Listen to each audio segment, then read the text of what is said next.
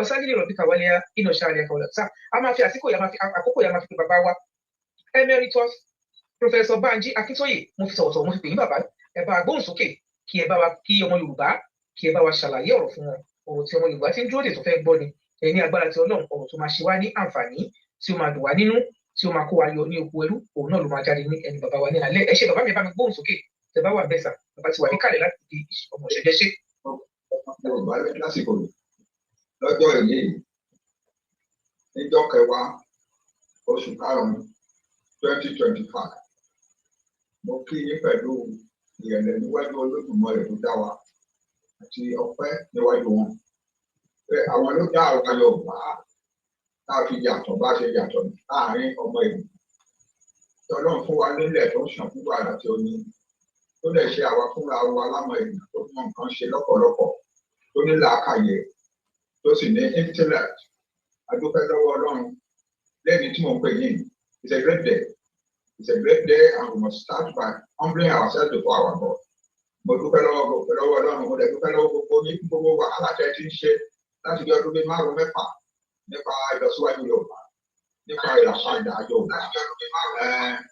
Àwọn àṣìṣe kan nígbà táwọn òyìnbó dé ajẹ́ kan ṣe wá bó ṣe wù wọ́n kan gbé wá síbi tó wù wọ́n.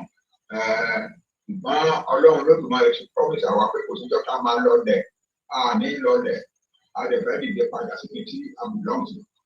Ìdí ẹ̀yìn ká fi kóra jọ lẹ́yìn the different meeting iṣẹ́ ló meeting tá a máa ń ṣe tẹ́lẹ̀ nílé announcement mo dẹ̀ fẹ́ make ni pé first of all lọ́la àwọn ọba wa fẹ́ ṣèpàdé wọ́n fẹ́ àwọn ọba wa tó fẹ́ràn ọmọ Yorùbá tó fẹ́ràn àwọn èèyàn wọn wọ́n fẹ́ ṣèpàdé àwọn ọba wa lọ́lọ́run gbé síwájú láti bẹ̀rẹ̀ ayé wa pé ká máa ṣe olórí wa ká máa lànà fún wa ká máa tọ́ wa sọ́nà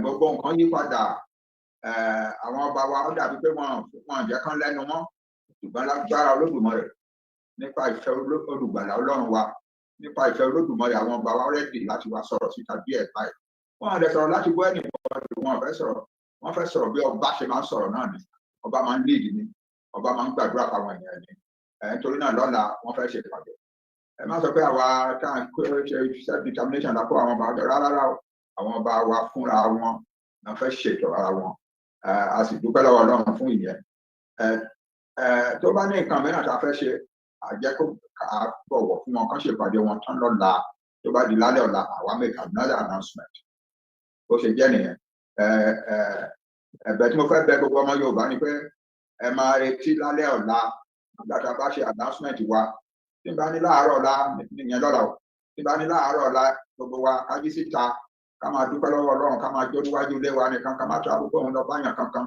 ṣìráàdì nígbà mìíràn ìlú ẹ̀ gangan ìletò ẹ̀ gangan tó gbé ibi tó bá wà níjọ́ yẹn níjọ́ tá a bá sọ pé kẹ́ jáde síta yẹn ibẹ̀ náà ló ti máa jáde síta kò sí pé a lọ ń kó mọ́tò sọ́nà àti ìbìrìkìrì lọ sí Ìbàdàn àbí lọ sí Èkó eléyìí yàtọ̀ ráàdì eléyìí yàtọ̀ torí náà jọ́wọ́ máa ní ráàdì ẹ fún wa ẹ jẹ́ ká fúnra wa láyè ká bọ̀wọ̀ fún àwọn ọba wa ká jẹ́ ká ṣe tiwọn ó tán lọ́la tó bá di wòyí lọ́la gbàtà bá rí pé àwọn ọba wa ti lọ.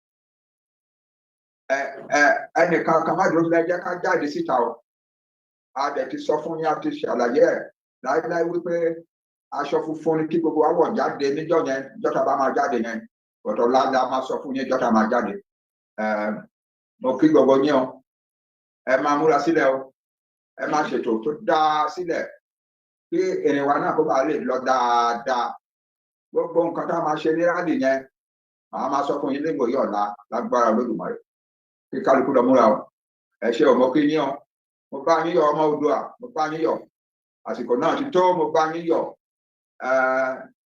èèyàn lè ṣubú èèyàn ọmọ èèyàn a lè ṣubú gbé abẹ́ individual kọ̀ọ̀kan lára wa ló lè ṣubú agbo ilé lè ṣubú odidi ẹ̀yà lè ṣubú ṣùgbọ́n kì í ṣe bá ṣe ṣubú yẹn ló ṣe pàtàkì jù, bá ṣe dìde padà yẹn ló ṣe pàtàkì, bá ṣe dìde padà. Àwa Yorùbá rẹ́dì láti dìde padà, bá a ti ṣubú for more than 100 years. Àwa dìde báyìí, a fẹ́ dìde báyìí. Mo lè bá gbogbo Yorùbá ní yọ. Ẹ má bẹ̀rù ẹni kankan, má bẹ̀rù kankan, kò sí nǹkan kan tí ẹni kankan máa fi ṣe wá. Àwa ò bá ẹnikẹ́ni jà, àwa ò bá ẹnikẹ́ni jà, àbá ẹnìkankan jà, àwa ò kì í ṣe oníjàgídíjàgan. Ẹ̀sọ̀ pẹ̀lẹ́ lọ̀rọ̀ tí wá kéjọ fi mọ́ gbé agbọ́n, àwa ò kì í ṣe oníjà, àwa ò kó ìbọn dání, kó ọ̀bẹ dání, kó kùmọ̀ dání rárá o. Ṣùgbọ́n tó bá di lọ́la ẹ máa gbọ́ detail gbogbo nǹkan tá a máa ṣe. Èyí dẹ̀ ṣe bá a sọ pé ọ̀sẹ̀ tó ń bọ̀ lọ́la yẹn kẹ́tì bẹ̀rẹ̀ sí rẹ́dì látọ̀la lọ. Tó dà sí gbàtí bá máa sọ fún yín lálẹ́ ìwò ìlọ́la wípé táì báyìí ní gbogbo wa máa bọ́ síta tí kálukú ti rẹ́dì. Mo kí yín ẹkú ìní agbára yọ fún àti à ń sọ̀rọ̀ síra wa bí eléyìí lè ní ọjọ́ ayọ̀ lè ní yọ. Mo dúpẹ́ lọ́wọ́ Ọlọ́run, mo sì dúpẹ́ lọ́wọ́ gbogbo oníṣẹ́ jáde wa tẹ́ ń gbọ́ mi báyìí. Mo mọ̀ fẹ́ máa pọ̀ dúpẹ́ eléyìí lọ́la lágbára Ọlọ́run. Ẹ ṣé o, mo dà o. Ẹ ṣé bàbá, orin kan lèmi máa fi kásẹ̀ á ní kẹ́ máa ṣọ́nà kẹ́ sì máa gbàdúrà, kẹ́ máa ṣọ́nà kẹ́ sì máa gbàdúrà, ta ló lè mọ ìgbà tàbí àkókò táwa ara lè òde. Ẹ máa ṣọ́nà ní agbára tí Ọlọ́run bàbá ti sọ fún wa, wọ́n dẹ̀ ti sọ fún wa náà tẹ́lẹ̀tẹ́lẹ̀ wípé ó máa wọlé bí olè lóru ni. Bẹ́ẹ̀ ni, so ní ọ̀la ní agbára tí Ọlọ́run tún pàdé wa lórí Yorùbá World Media tí ẹ máa pàdé bàbá wa tó máa wá sọ fún wa àsìkò tá a fẹ́ jáde, nǹkan tá a fẹ́ ṣe, gbogbo ẹni bàbá máa yànnàná fún wa lọ́la. Ẹ má kánjú, ẹni tó ń gbéyàwó bọ̀ wá bá kì í garùn. Bẹ́ẹ̀ ni, ẹ á fi àsìkò yá fi kí gbogbo bàbá. Ó dà pé fẹ́ sọ̀rọ̀ sà. Rárá, mo ní òótọ́ ló sọ ẹni tá à ń gbéyàwó bọ̀ fún kò kí ń garùn. Kò ń garùn, bẹ́ẹ̀ ni sà. A gbọ́ gbogbo ẹ̀. Lágbára Ọlọ́run. So àsìkò yìí kò sọ̀rọ̀ lẹ́yìn eléyìí mọ́. Ká fi ká tún ṣe national anthem wa kí a fi kí bàbá tó bá di lọ́la ẹ̀fìtì lóko. Orí bíbà yìí náà ni bàbá ti máa sọ fún wa nǹkan tá a máa ṣe. Ẹ jẹ́ kí a gbáradì, ẹ bá wa share program yìí, ẹ bá wa share kí àwọn èèyàn kọ́ lè pàdé wa lọ́la kí wọ́n fi etí wọn gbọ́, kí wọ́n fojú wọn rí bàbá wípé bàbá sọ báyìí ní agbára ti Ọlọ́run. Ojú tẹ fi ń wò wá kò ní fọ́, etí tẹ fi ń gbọ́ wa kò ní di lágbára Ọlọ́run. Àwa ní wàrà wa tì, ní dájọ́ lékú lárùn lọ́wọ́ ní agbára ti Ọlọ́run. Ó tún di ọ̀la, ẹ pàdé wa lórí ètò alágbára Ọlọ́yà national anthem. Ladies and gentlemen, the national anthem of the newly formed Ududuwa nation.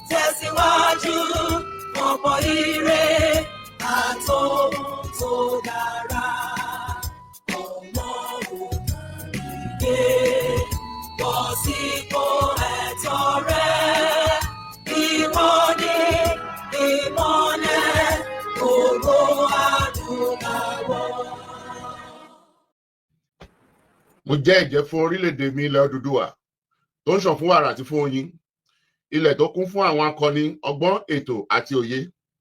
Mo ṣe ìlérí gẹ́gẹ́ bí ọmọ ológo ilẹ̀ adúláwọ̀, ìtọ̀ṣọ́ oòrùn láti la ayé já nílẹ̀ Áfíríkà, láti gbé ilẹ̀ Odùduwà lárugẹ.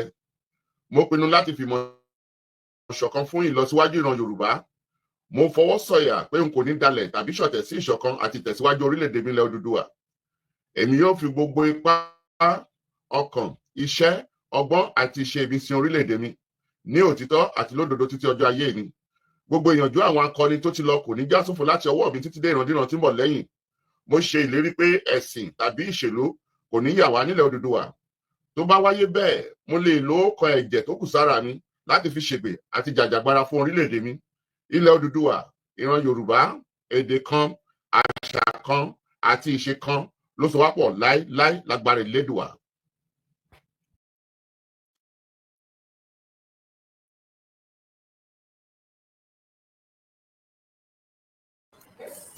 Mo kí gbogbo àwọn èèyàn wa pé ẹ kálẹ́ adẹ̀kábọ̀ sí orí ìkànnì wa tí ẹ bá ń gbọ́ wa ẹ̀jẹ̀ bá mi fi sínú comment section pé ẹ gbọ́ wa torí àwọn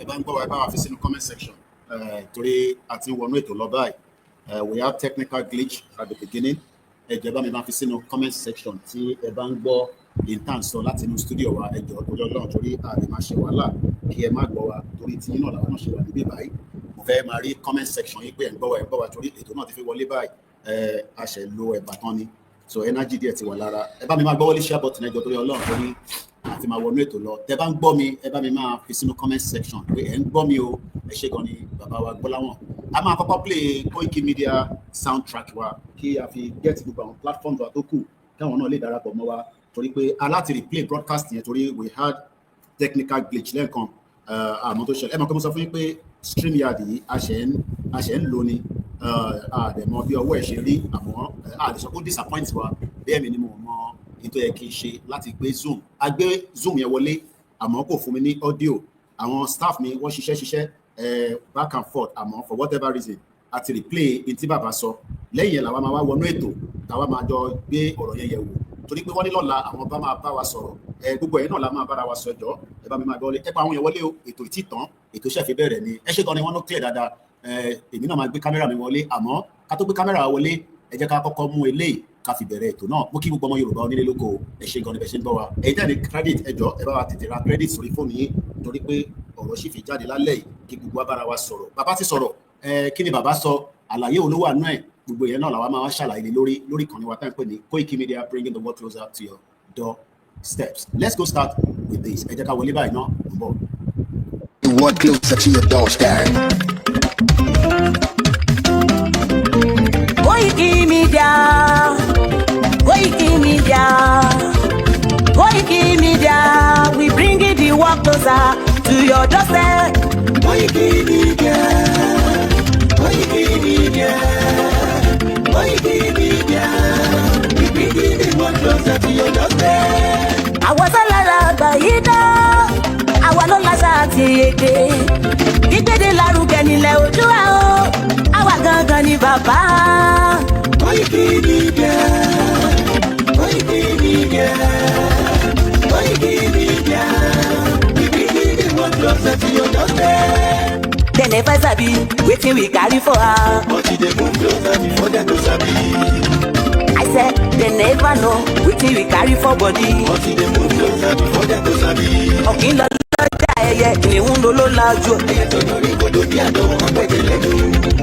Ká ṣiṣẹ́ fún ilẹ̀ bàbá wa, ká ṣiṣẹ́ fún ìlú bàbá wa, ká jùmọ̀ sowọ́pọ̀ ká lè kó dúdú àga. Òdúdú àtọ̀bá lè gbé wá. Ọmọ Odùduwà ṣègìrì ẹ dìde fún ẹ̀tọ́ adúláwọ̀ ká lè jọ jùmọ̀ gbé délẹ̀ ìlérí káwa lè gba ògo ilẹ̀ wa ká ṣiṣẹ́ ká lè jọ gbàdé ká lè gbàdé adé adúláwọ̀ àwa ni mọ̀lẹ́ tí yóò tàn káàkiri. Ọmọ Odùduwà ni wá. Koiki Media àwa là ń gbé tó lárugẹ. Ètò tó gbọ́dọ̀ owó tí wàá máa ní. Kásá ẹgbẹ́ polówó ọjà wà kájẹ́ gbogbo ayé jẹ. Ètò tó gbọ́dọ̀ owó tí wàá máa ní. À ń gbé tó lárugẹ à ń gbàsà lárugẹ. Ètò tó gbọ́dọ̀ owó tí wàá máa ní. News and sports ẹ máa rí gbọ́. Ètò tó gbọ́dọ̀ owó tí wàá máa ní. Ọmọ Ìjẹ̀bú alárẹ̀ mi ló ní kí n máa ké tantan. Koiki Media ọ̀rọ̀ lágbájúmọ̀ mi o má bá ṣẹ̀rẹ̀ lọ o. Ọmọ Yorùbá nìyẹn ọmọ Yorùbá tata o. À ń gbádùn rẹ ọmọ Ìjẹ̀bú alárẹ̀ mi ṣẹ́yìn lọ́ máa fi dìbò tẹ̀ mọ́lẹ̀ o. Ẹ̀yin lọ́mọ onígbò máa ń dé máa dé máa dé. Ẹ̀yin lọ́mọ onígbò máa wọ̀ máa wọ̀ máa wọ̀ o. Igbó máa wọ̀ gbàjọ́jì ò gbọ́dọ̀ wọ̀. Àjòjì tó bá wọ̀ bẹ̀ á gbẹ̀mẹ̀ ní ẹbọra. Ẹ̀yin lọ́mọ náwó kóyìnbó tó dé.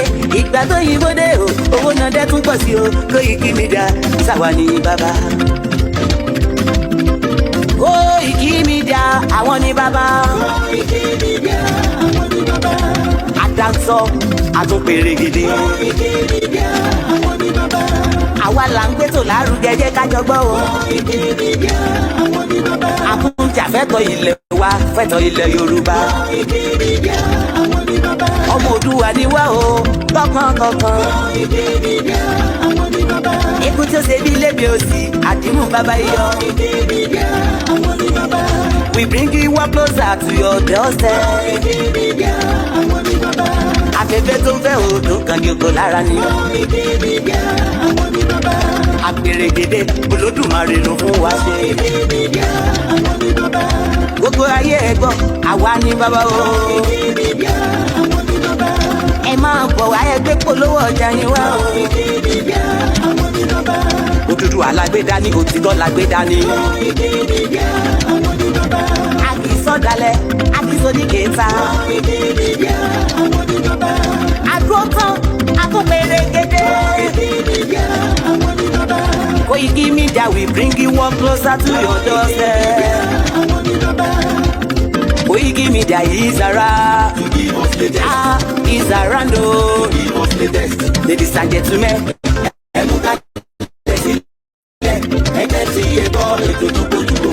ladies and gentlemen, Koiki Media is around. Koiki Media.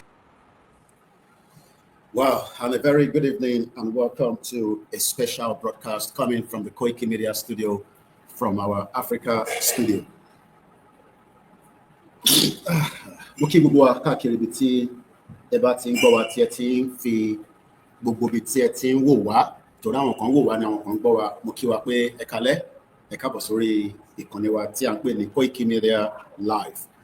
Quite a lot is going on and quite a lot we need to update as it is happening. Bí gbogbo wa ti ṣe mọ̀ bàbá wa ṣẹ̀ bá wa sọ̀rọ̀ tán. It is not even up to an hour ago. And who is this person we're talking about? That is the national leader of the Yoruba self-determination. Is Emeritus Professor Banji Akintoye.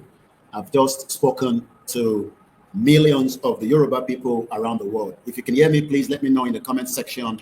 And it is also important as we are preparing to go into this transmission that everybody is also following the broadcast. Yoruba Nation is an ongoing movement, and it is important that everybody understand that the national leader of the Yoruba self-determination have just spoken to us. And what we're going to be doing tonight in the next hours, it could take us 3 hours, 5 hours, 6 hours, is to explain some of what we have heard from the national leader and also some of the key points that Baba Soro Lilori, there are a couple of key points. Some of my platform is not fully going live.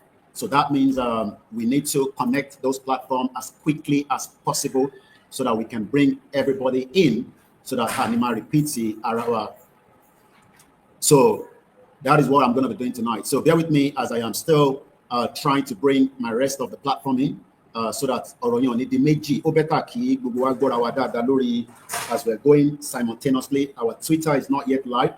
I mean the Twitter space. The Twitter is on, but we don't have the space ready. So, and we need to bring those that are in the space to come and listen as well. So quite a lot of development is going on. While I'm going to be doing that, let me take you back to some of the activities of the rally in London. We held some rally in London in October. These rally were fantastic. Many of you remember them. We are grateful to His Emeritus Professor Akintoye that put this together and made it a successful rally. Representing Baba Akintoye in London last year was Dr. Chief Sunday Adeyemo Igbowo that came into London in October last year to represent His Emeritus Professor Banji Akintoye. There were a couple of things that I will be telling you that remind you of what happened in London and what was expected after the London mega rally. We know that the rally in London, I'll see if I have the videos ready, but let's see if we can find, I believe we had a fantastic flyer, as at that time, I'll see if I can bring it up, by the Yoruba Nation in conjunction with the Yoruba World Media and many groups that worked around the clock for the London rally by Igbowo and Baba Akintoye. So what we're going to be explaining to us tonight is that as many of us after the rally, a lot of expectation, a lot of conversation, a lot of discussion has been going on after the London rally. But as we know, quite a lot of things played out just immediately after the rally. But before we talk about the rally in London, it is important that we update you about what is coming up tomorrow by what Professor Akintoye told us tonight. And it was not just a rally in London.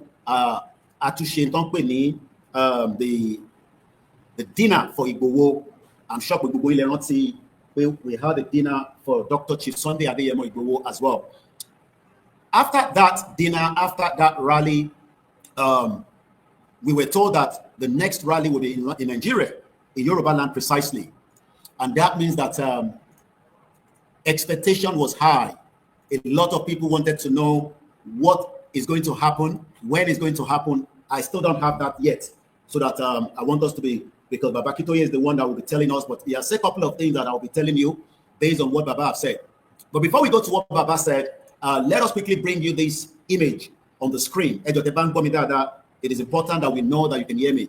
So if you look at the screen now, this is coming up tomorrow. Tomorrow is the 11th day of the month of June 2025. There are fast-moving development that is coming up. And what is coming up tomorrow is that Odua, Coalition of Traditional Rulers Conference Against Insecurity in Yoruba Land, a special conference of the Yoruba Nation Concerned Obas, our Bale Yoruba. They are our custodians. We love them. We appreciate the work that they've done so far, and we are grateful to have them as our custodians. And Biba Badeshi saw Amoba will lead, then the children Toja Omodua Atele Moleyi. And I believe that I'm not sure what's going on. We're having some technical issue with my Twitter space. I hope it will be stable so that we can bring people in. Okay, it's still technical issue. I don't know whether that is got to do with the space. But before we also say anything, I'm using this opportunity, this is the time that we need you to support us logistic, because the Koiki Media team, there's a lot of expectation, there's a lot of work that we need to do, and we hope that tonight we can also help us so that we can be able to mobilize our team to be at certain strategic location in preparedness for what might be happening tomorrow and what might also be happening in the next couple of days as Baba will be updating us. So what I want us to do first is, before I give us what is going on tomorrow, I want us to please remember that without your financial support, this platform cannot do as much. So we are pleading, we are begging, whatever contribution you can give us tonight, are very, very important. If we can have a vehicle to move, we can have the staff. If they are not having money for logistics to travel, they will be stationed where they are. And sometimes we need to start, because I was not aware, just like many of us, that tonight broadcast was a special one. So that means a lot of development is happening. I'll be having meetings with my staff, as we go ahead, and also a lot of information will be passed on to them. The Koiki Media staff are ready, but move on. Don't need to travel. They are very first thing in the morning. They are wanting to location. All this is part of why I am asking us tonight. No matter your 1,000 naira, your 100,000, your 1 million naira, there's a lot of things that we need to do now, because it seems now that we are now moving at a very fast space. So more rawa, more bewa, ebawa deep or one in the pocket, that support. Because the point, even if I sit here for 5 hours, to ba dollar ti e ba ri wa lórí screen. Ki wa sọ fún yín pé àwọn ọmọ tó yẹ kó lọ sí Ìbàdàn, rí wọn ní Ìbàdàn, àwọn tó yẹ kó travel láti Ondo, wọ́n sí níbẹ̀. I don't think it is worth it. That is why we are asking us tonight, because Elomidima will broadcast it. I don't know how long this broadcast is going to last, whether it's 5 minutes, whether it's 3 hours, whether it's 5 hours. But what matters now is that I know there are many of you watching me right now. This is the time I want you to support. You have done in the past. We are happy. We are grateful. We are not blogging platform. We are media organization. And any media organization needs funding. Funding. Owó ni tó bá sówó kò sí àlè pariwo láti sì títí dọ́là. Kò sí nǹkan kan tó máa mú jáde bẹ́ẹ̀. Kò sọ̀rọ̀ tí mo fẹ́ wá sọ lálẹ́ ju pé a ní ìdòwò náà. Kò sí nǹkan kan tá fẹ́ sọ, bàbá ti sọ ìtọ́jú inú ọ̀rọ̀, a tún máa tún ọ̀rọ̀ yẹn gbọ́, bóun wà lè gbọ́ lẹ́ẹ̀mẹ́ 20, bàbá wa ló sọ̀rọ̀. Tí bàbá wa bá dẹ̀ ti sọ̀rọ̀, ohun wa ká tún gbọ́ lẹ́ẹ̀mẹ́wàá. Torí ẹlòmíì ṣe ń bọ̀ láti ibi iṣẹ́, ẹlòmíì ti sùn, ẹlòmíì ò ní ná lórí fóònù ẹ̀, ẹlòmíì ṣe máa pass message ẹ̀. So bẹ́ẹ̀ ṣe ń wọlé account details yẹn lọ́tí fi sórí screen. It is important that ẹ bá wa fi owó sínú àkáǹtì yìí, abẹ̀yìn, arọ̀yìn, ẹ ti ń ṣe kò ní sú yín. This is not the time to back up. This is the time that we want you to put all your support. Mo kí gbogbo yín tẹ́tí wọlé, ẹ̀pọ̀ tẹ́tí wọlé. We need more people. Ẹ share. Bàbá ti sọ̀rọ̀ lálẹ́. Ọ̀rọ̀ tí bàbá sọ, a fẹ́ ṣe analysis lé lórí.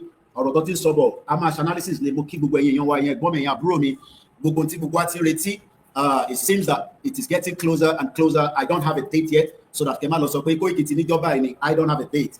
Bàbá sọ̀rọ̀ pé lọ́la àwọn nǹkan kan fi ṣẹlẹ̀ lọ́la tí gbogbo adé gbọ́dọ̀ dúró dè ẹ wọ́n máa bá mi máa fi account number síta owó òun ni àkọ́kọ́ nígbà tí mo ti ń kí yín we need this broadcast to go up to 1,000 views if truly tó bá jẹ́ pé lóòótọ́ wọ́n tẹ̀ tí ní ká jáde but ohun tá a gbọ́ lálẹ́ kò jẹ́ ká wà ní 200 kò jẹ́ ká wà ní 17 this is the time tẹ́ máa send the message síta sí gbogbo èèyàn ẹ lọ pé gbogbo èèyàn wá go and bring as many people in because this is the future tá ti ń retí ó ti ń súnmọ́ bọ̀ nígbà tá a bá wá náà wá future if we cannot even go and bring people in this is not the time tí ma ní o gbọ́dọ̀ lè share program yìí sórí Facebook ẹlẹ́ẹ̀mẹ́ta YouTube Facebook Instagram we are live ẹ gbọ́dọ̀ lè share program yìí Fúlàní pa wá ọ̀rọ̀ yẹn kọ́ ló wà lẹ́ẹ̀mọ́ nísìn future wa láwọn àwájú wa báyìí so that is on that I'm show account details here as we go into the broadcast and I hope many of you will donate. All this donation is voluntary. It is for Koiki Media purpose to run its organization. It is not for Yoruba Nation. It is for Koiki Media. Abafe Dawosi Yoruba Nation.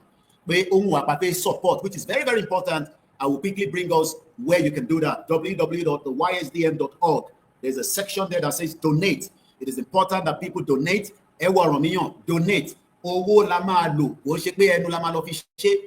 Bàbá ní owó irọ́ là ń pa àlọ́ anywhere. We need this money and I'll be sharing my screen quickly just for a few seconds so that fanfan now tó bá wá bí tí wọ́n fẹ́ dáwó sí tó jẹ́ ti YSDM òun ló wà lórí screen yìí so that kẹ́ má ní ẹ̀tọ́. Mo wà lórí program kí ló ṣẹlẹ̀. So all these is why we are live now. It might be because there's a lot of information that is coming through. But the most important information that has come through is that Babani event commercial Lola. Then after that event, he will be talking to us as well.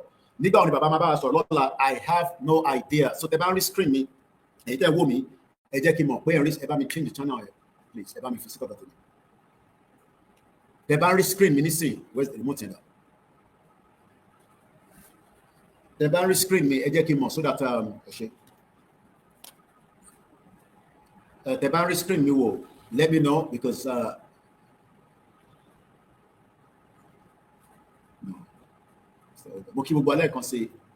this is a live transmission as we are still review and talking about the upcoming event. Okay,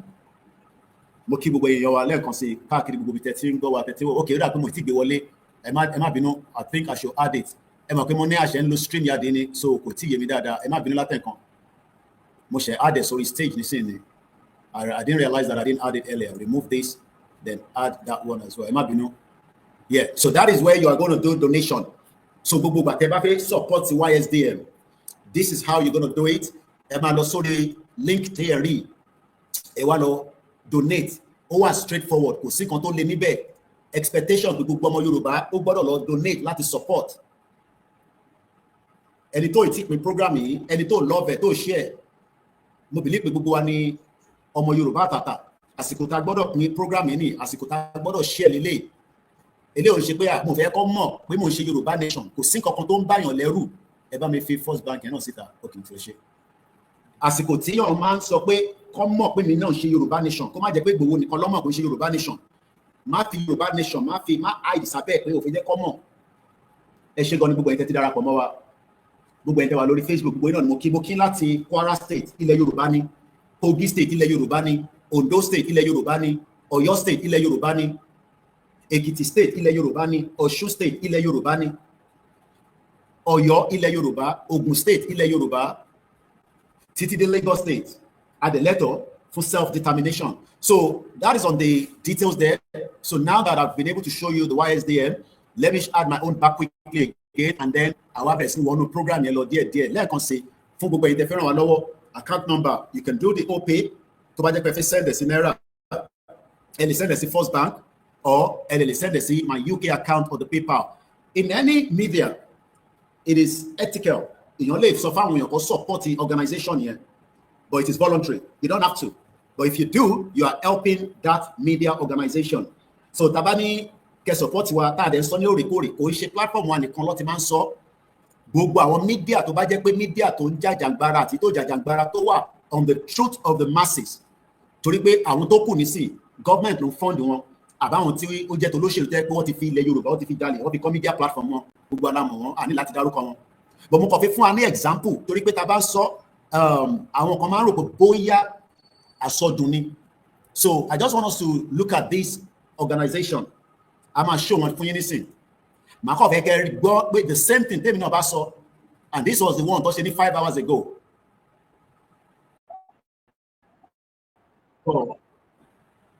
So mo kí gbogbo alẹ́ kan sí Yorùbá nation, no retreat, no surrender. À ń tẹ̀síwájú, àdèmádélẹ̀ lérí, kò sí kankan tó máa ṣe wá. Mo tún fẹ́ àsìkò yìí mo fi kí ìyá wa kan tí wọ́n jẹ́ lára àwọn ìyá wa wọ́n jáde láyé kọ́lọ́ọ̀ bá mi foríjì wọn kú fọ̀rùn kẹ́ wọn. Wọ́n náà kú lánàá lẹ́kọ̀ọ́, wọ́n ń gbókun yẹn lọ sékìtì láàárọ̀ lágbára Ọlọ́run. Kọ́lọ́ọ̀ bá mi dúró ti àwọn ọmọ wọn àti àwọn mọ̀lẹ́bí tó fi sílẹ̀ àti gbogbo àwa ọmọ Yorùbá nation. That is life. A máa wá lẹ́yọ kọ̀ọ̀kan, a dẹ̀ máa lọ lẹ́yọ kọ̀ọ̀kan náà ni. But èyí tó ṣe pàtàkì tó ṣe kókó bẹ́ẹ̀ ni pé kí gbogbo wa ń kọ́ kí a gbà. Ń bọ̀, ẹ má bínú. Mo fẹ́ ká jọ wo fídíò yìí torí pé tá bá ní káwọn èèyàn fún wa lówó àwọn náà bóyá kó ìkíní kan ló máa ń sọ̀rọ̀ ẹ̀. So I'm going to give us a background of another platform tó ń pè ní Democracy Now. Democracy Now is another like more or less like people that are fighting for the democracy of the people.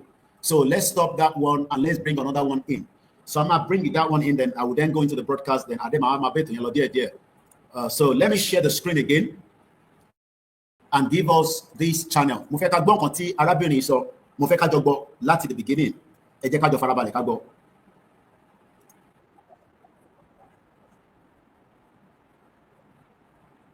Now, ẹ gbọ́ nǹkan tó sọ bẹ́ẹ̀ yẹn. Let me repeat it again. Democracy depends on a free press. I am a free press, and that is why I can speak without any kind of control by the government of Nigeria or the government of the world. The least only wale shadow ban me, wale take her out from our channels. We are on YouTube, we are on Facebook. But in temi ma so or ti ma so wale stop it. Kino or not, Yoruba be daduro with the senator godo da to godo dilono. So tebariti arabini non soro àwọn náà ń jà láti lè enlighten àwọn èèyàn. This is a page that has 2.8 million followers. Video tó ń wo ìnísìn èyí tó ṣe ní àná nìyẹn over 1 million views ló ti wò. Tẹ́yìn ò bá support wa kò sí bí a ṣe lè challenge this government tó ń pè ní àwọn tó ṣe Twitter space, so it seems our Twitter space is not coming up tonight and we leave it like that. Mo fẹ́ ká túbọ̀ lẹ́ẹ̀kan sí mo ti share screen yẹn ẹ má bínú again. I'm getting used to this. Mo ṣe ń get used sí kíní ni. So ẹ ṣe gan-an ìdẹ́n bá wa kí ìyàwó tó ṣaláìsí yẹn kọ́lọ́n bá wa fọ̀rún kẹ́ wọn. She's a hard working in this movement but she has passed on. Mo kí gbogbo alẹ́ nǹkan sí. Now mo fẹ́ ká farabalẹ̀ ká gbọ́n tí arábìnrin sọ lẹ́ẹ̀kan sí. Democracy Now is the channel. Wọ́n ní 2.8 million followers. Yet wọ́n ṣe sọ pé káwọn èèyàn support àwọn. So tèmi náà bá ń sọ pé ẹ support wa, ẹ support iléeṣẹ́ ẹ fún wa lówó. It's because a fẹ́ gbowó lọ́wọ́ àwọn olóṣèlú láti fi fund the Koiki Media. Bóde àwọn mi kí n jókòó sí bíbá kíkọ sọ̀rọ̀ títí tí ìbá ní kẹ́ fún wa lówó tí mo dẹ̀ mọ̀ pé I need funding, then there's no point. I might as well just go and sleep. So gbogbo ẹ̀tẹ̀dẹ̀ ràn wá lọ́wọ́ a dúpẹ́ lọ́wọ́ yín àmọ́ lórí. But ẹ má ti jẹ́ kó sú wa, ẹ má ti jẹ́ kó rẹ̀ wá because àìtí débi tá à ń lọ ó kù díẹ̀. Ẹ bá mi pín ètò yìí. I expect now that ó jẹ́ ká ti wọ 500 lórí YouTube. Ó yẹ ká push ẹ̀, a máa push ẹ̀ ní, a máa pè àwọn èèyàn wọlé, ẹ máa comment. Tá a bá tẹ̀lé gbogbo comment yín kà. But at least a mọ̀ pé wà níbẹ̀.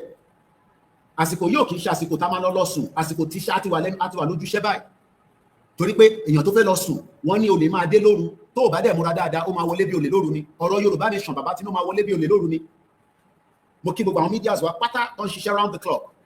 Láì yẹ ní kankan sílẹ̀. Ẹ jẹ́ ká gbọ́ bí wọ́n àìsí sọ́lẹ̀ nǹkan sí ká tó máa tẹ̀síwájú. Please support our independent journal. Please support our independent journalists. At democracynow.org. Baby náà ṣe ní kẹ́ support mi, làwọn náà ní kẹ́ support àwọn. So I hope that is clear. Ẹ ṣé gan ni bàbá wa Waris Jinadu for the super chat. Àmọ́ lórí kò ní tán níbẹ̀ fún gbogbo ìtẹ́ ìnáwó sí wa. Now tí mo ti ṣàlàyé funding, now mo lè wọnú ètò nísìn. Àdé tí máa ṣàlàyé yẹn bí a ṣe ń lọ. Mo kí gbogbo àwọn èèyàn wọn lẹ́ẹ̀kan sí. Let me stop the screen and then come with my own full screen. That's it. Now mo fẹ́ ká wo screen yìí. Èyí tẹ́ wà lórí Facebook, ẹ lè má rí screen yẹn, tẹ́ bá lọ sórí YouTube, lè má rí gbogbo tí mo fi ń wọ̀nyí. Ibi tá ti máa kọ́kọ́ bẹ̀rẹ̀ ọ̀rọ̀ ni in tí bàbá sọ. kí ni alànà sọ ìyẹn Professor Banji Akintoye. Bàbá sọ̀rọ̀ tó pọ̀ lálẹ́ yìí within 19 minutes, and I've not yet been able to take note of what Baba said, but gbogbo tí Baba sọ èmi àti ìṣọmọ àjọ máa ṣe review ẹ̀ lálẹ́ yìí. Ó ṣe pàtàkì. Ẹ bá máa gbé wọlé share button yẹn, gbogbo group ṣe pátá. Èyí tẹ̀ ní ẹ àgbọ̀n kankan mọ́, àgbọ̀n Bàbá ti sọ̀rọ̀ lálẹ́ yìí nísìn. Bàbá ò tí sọ pé jọba ìní date fún mi o, but in tí Bàbá sọ ni mo fẹ́ ṣe analysis lé lórí. But Bàbá náà máa bá wa sọ̀rọ̀ lọ́la again ká lọ múra sílẹ̀. Bàbá ní a máa wọ white, èmi ti ní white tèmi. Kò ń ṣe dandan ni pé kò ṣe lọ ra white, ó ní white nínú ilé, kò sẹ́ni tó jẹ́ ọmọ Yorùbá láyé tó ní aṣọ kan tó jẹ́ white. Bàbá ti ní white la máa wọ̀. Kólúkálukú lọ gba white ẹ̀ kalẹ̀, bó jẹ́ ọmọ lọ́rán lẹ́sìn ni, bó jẹ́ àǹkárá ni, gbogbo white tó bá nílé lọ kó bọ́ta. Bàbá ti ní aṣọ funfun nẹ́nẹ́nẹ́, torí èèyàn funfun ni wá. Mo kí gbogbo wa lẹ́ẹ̀kan sí bí ẹ ṣe ń darapọ̀ mọ́ wa, ẹ bá mi gbé ọwọ́ lé share button lẹ́ẹ̀kan sí sẹ́. Bàbá is talking about a special conference. Tó bá pè nǹkan ní special, á jẹ́ pé in tí ó fẹ́ mú nǹkan kan jáde. A special conference is going to take place tomorrow. A special conference. By now, mo expect pé kí Zoom YouTube yẹ kí ti máa rí ká ti wọ́n ní àti wà 500. Ẹlòmíì wà nísìnyí bá ṣe ń sọ pé kọ́ share kò share. Ṣẹ́ni yẹn ló fẹ́ jáde fúnra lì. Ẹni tó lè share program báwo lẹ ṣe yàtọ̀ sáwọn tí ó wà ní diaspora. Gbogbo àwa tá wà ní Africa country àtàwọn tó wà ní diaspora, ẹni tó bá láǹfààní àti lè wálé tá bá ti jáde fúnra lì. Gbogbo yín gbọ́dọ̀ máa bọ̀ nílé, ẹ má fi dídà àwa tá wà nílé nìkan. Mo kí gbogbo yín, gbogbo comment yín ni mo rí. Ẹ má yẹ kí n máa dárúkọ torí iṣẹ́ tá wá ṣe lálẹ́ ni pé àkọ́kọ́ fẹ́ bá gbogbo wa sọ̀rọ̀ yín tó ṣe pàtàkì tí bàbá sọ. Èyí tí bàbá sọ kẹ̀rẹ́ bí ṣe sọ, a máa tún gbọ́ títí tó máa fi yé wa. So now tí mo ń show screen yìí, kí ló fẹ́ ṣẹlẹ̀? Kí ni bàbá sọ lórí ẹ̀? Bàbá ní ọ̀la on the 11th of June 2025 láṣẹ Èdùmàrè, láṣẹ àwọn tó nílẹ̀ Yorùbá, àwọn ọba máa sọ̀rọ̀ tí bàbá wa tó jẹ́ chairman His Royal Majesty Ọba Gbọ́láhàn Timson, the Jagunmolu of Shomolu Bariga tìlú Èkó, kádépẹ́ lórí o bàbá, o ṣí fìlà forí adé o. Bàbá wa yìí ni chairman gbogbo àwọn ọba tó máa bá wa sọ̀rọ̀ lọ́la ní aago 12. Gbogbo wa náà la máa gbé transmission yẹn, Yorùbá World Media, Yorùbá TV and Radio, lórí YouTube, lórí Facebook, Independent Media àti Koiki Media. Bẹ́ẹ̀ ni ẹ ṣe gan ni, ìyàn kan náà ti share dànù, 25 groups ló ti share sí. A wà lórí gbogbo platform lálẹ́ yìí. Mo kí gbogbo wa lẹ́ẹ̀kan sí. Àṣeyọrí la máa ṣe àníṣàṣetì, ilẹ̀ Yorùbá máa dúró, gbogbo ẹni tó bá wá ní kò ní dúró, àwọn tó ní ilẹ̀ Yorùbá láṣẹ àwọn ọba wọn máa mú wọn lọ, torí pé kò sí any reason tá gbọ́dọ̀ wà nínú Nàìjíríà. Mo kí gbogbo wa lẹ́ẹ̀kan sí.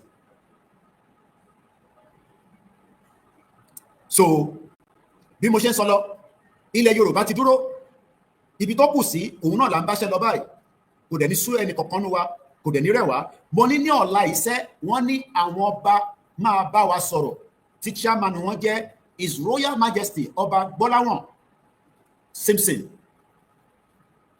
Bàbá wa tí wọ́n jẹ́ the Jagunmolu of Shomolu Bariga ti Lagos State. Àwọn wo ló tún máa wà nínú ìpàdé náà tí gbogbo wa retí lọ́la ní aago 12.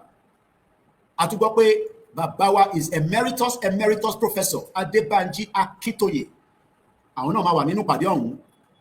Àwọn wo ló tún máa wà nínú ìpàdé ọ̀hún náà? Bàbá wa Ẹniọlá Ẹniyì, ẹni tó ní Yorùbá passport lára, torí kò sẹ́ni tó ní Yorùbá passport, gbogbo wa ní passport yẹn lọ́wọ́. Ẹnìkan tó ní passport yẹn, òun náà ni bàbá wa Olóyè Ọmọ Adéyẹmọ Ìgbòho Òòṣà tí mo fi tọ̀wọ̀tọ̀wọ̀ dárúkọ. Àwọn náà máa wà nínú ìpàdé yẹn lọ́la ní aago 12.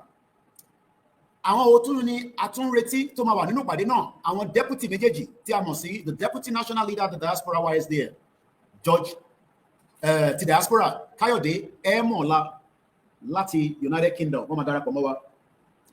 Látara bẹ́ẹ̀ ká tún máa retí the deputy national leader Homeland YSDL, architect George Akínọlá, àwọn náà máa darapọ̀ mọ́ wa lọ́la. Látara bẹ́ẹ̀ ká tún máa retí the coordinator tí wọ́n gbé ètò yẹn kalẹ̀. Tá bá sọ fún àwọn èèyàn pé iṣẹ́ ń lọ lábẹ́lẹ̀, wọ́n á níṣẹ́ wo ló ń lọ lábẹ́lẹ̀. Àwọn iṣẹ́ kan wà, ó dìgbà tó bá gbé débi tó yẹ kó dé láṣẹ lè máa wá sọ fún yín. But unfortunately, our people are always in a haste. Ẹ fẹ́ mọ gbogbo tó ń lọ ní background. But sometimes, a gbọ́dọ̀ ṣe sùúrù. A gbọ́dọ̀ fi làákàyè sí kí a jẹ́ kó parí iṣẹ́ kó tó gbé wá bá wa. Ẹ ṣé gan ni ẹ̀gbọ́n mi Tony Ages. ìwọ̀nba tán ní wọ́n ti fi ránṣẹ́ sí wa tó bá jẹ́ pé gbogbo ẹ̀yin tẹ́ wà lórí ètò lálẹ́ ilẹ̀ bá tẹ̀ send 5,000 naira ó níbi tó máa dé. Owó ṣe pàtàkì bí ṣe sọ, without money we cannot do much. Gbogbo àwọn ọmọ yín tí wọ́n fẹ́ ṣiṣẹ́ fún yín wọ́n ti wà on standby tí bá pè wọ́n pé àárọ̀ lápá máa jí lọ síbí bàwọn jí lọ síbẹ̀. Akí bàbá wa Reverend Paul Olúwalẹ́yẹ, mo kí wọn dáadáa. Àwa mọ rírì bàbá yìí, amọ̀ṣẹ́ tó ń ṣe lẹ́yìn. Tá bá sọ fún yín pé iṣẹ́ ń lọ lẹ́yìn, iṣẹ́ ń lọ lẹ́yìn, ẹ má dispute ẹ̀ pé iṣẹ́ ò lọ lẹ́yìn torí pé iṣẹ́ ń lọ lẹ́yìn. Yes, without money this movement is going nowhere. Ẹ máa comment gbogbo ẹ̀ náà ni mo rí, bọ̀ ẹ jẹ́ ká ṣe máa tẹ̀tò yẹn lọ díẹ̀díẹ̀. Mo kí Mass B, mo kí gbogbo àwọn media wa tó wà lórí ìjókòó, àtàwọn tó ń wò quietly tó comment, àtàwọn tí wọ́n wò, mo kí gbogbo ẹ̀yin olólùfẹ́ ọmọ ilẹ̀ Oòduà gbogbo wa pátá. Ẹ má dẹ̀ sọ pé àwọn kan lọ́mọ Odùduwà, àwọn kan lọ́mọ Yorùbá. Bàbá sọ lórí Ọmọlúkà program lẹ́ni pé gbogbo wa pátá lọ́mọ Yorùbá, kò ń ṣe ìlú Ọ̀yọ́ nìkan. Bàbá wa kò sẹ́ni tó lè sọ̀rọ̀ tí bàbá wa máa tútù sọ pé nǹkan báyìí ni bẹ́ẹ̀ lẹ̀ lórí ká tún máa wá dispute. Our father has spoken and he has spoken very well. Bàbá ti sọ pé kò sí kankan tó ń jẹ́ pé a kì í ṣe ọmọ Yorùbá ní gbogbo wa, láti Èkìtì dé Oǹdó dé Kwara dé Kogi. Bàbá sọ lórí ètò Ọmọlúkà, ìyẹn lẹ́ni náà ni. This man is working round the clock. Àfi kí ọba Elédùmarè kó bá wa yìn bàbá, kó bá wa dúpẹ́ fún. Kò sí nǹkan tá lè ṣe fún bàbá ìjú pé ká sọ fún Ọlọ́run pé kí bàbá ní kó bá wa na àsíá ilẹ̀ Yorùbá tá à ń fẹ́ yìí. Ó dẹ̀ máa fẹ́ ni lẹ́lẹ́lẹ́lẹ́ ló máa fẹ́. Kò dẹ̀ sẹ́ni kankan peacefully la máa gbà láṣẹ Èdùmàrè. Nígbà táwọn bàbá bá ti dìde, kí ló tún kù? Àwọn bá ní ó ní ilẹ̀ Yorùbá. Àṣẹ tó bá dẹ̀ pa làwọn máa tẹ̀lé lẹ́yìn. Kò sí ìbẹ̀rù, kò sójó, no retreat, no surrender. Enough is enough. Kí ló dé, kí la ṣe? A náà ṣe Nàìjíríà mọ́. And there's no reason for us to be forced into Nigeria. And as we continue to ask that our right to self-determination will be respected by the government, the international community, the African Union. Gbogbo ní mọ́kí, bẹ́ẹ̀ ṣe kí mi lórí Instagram.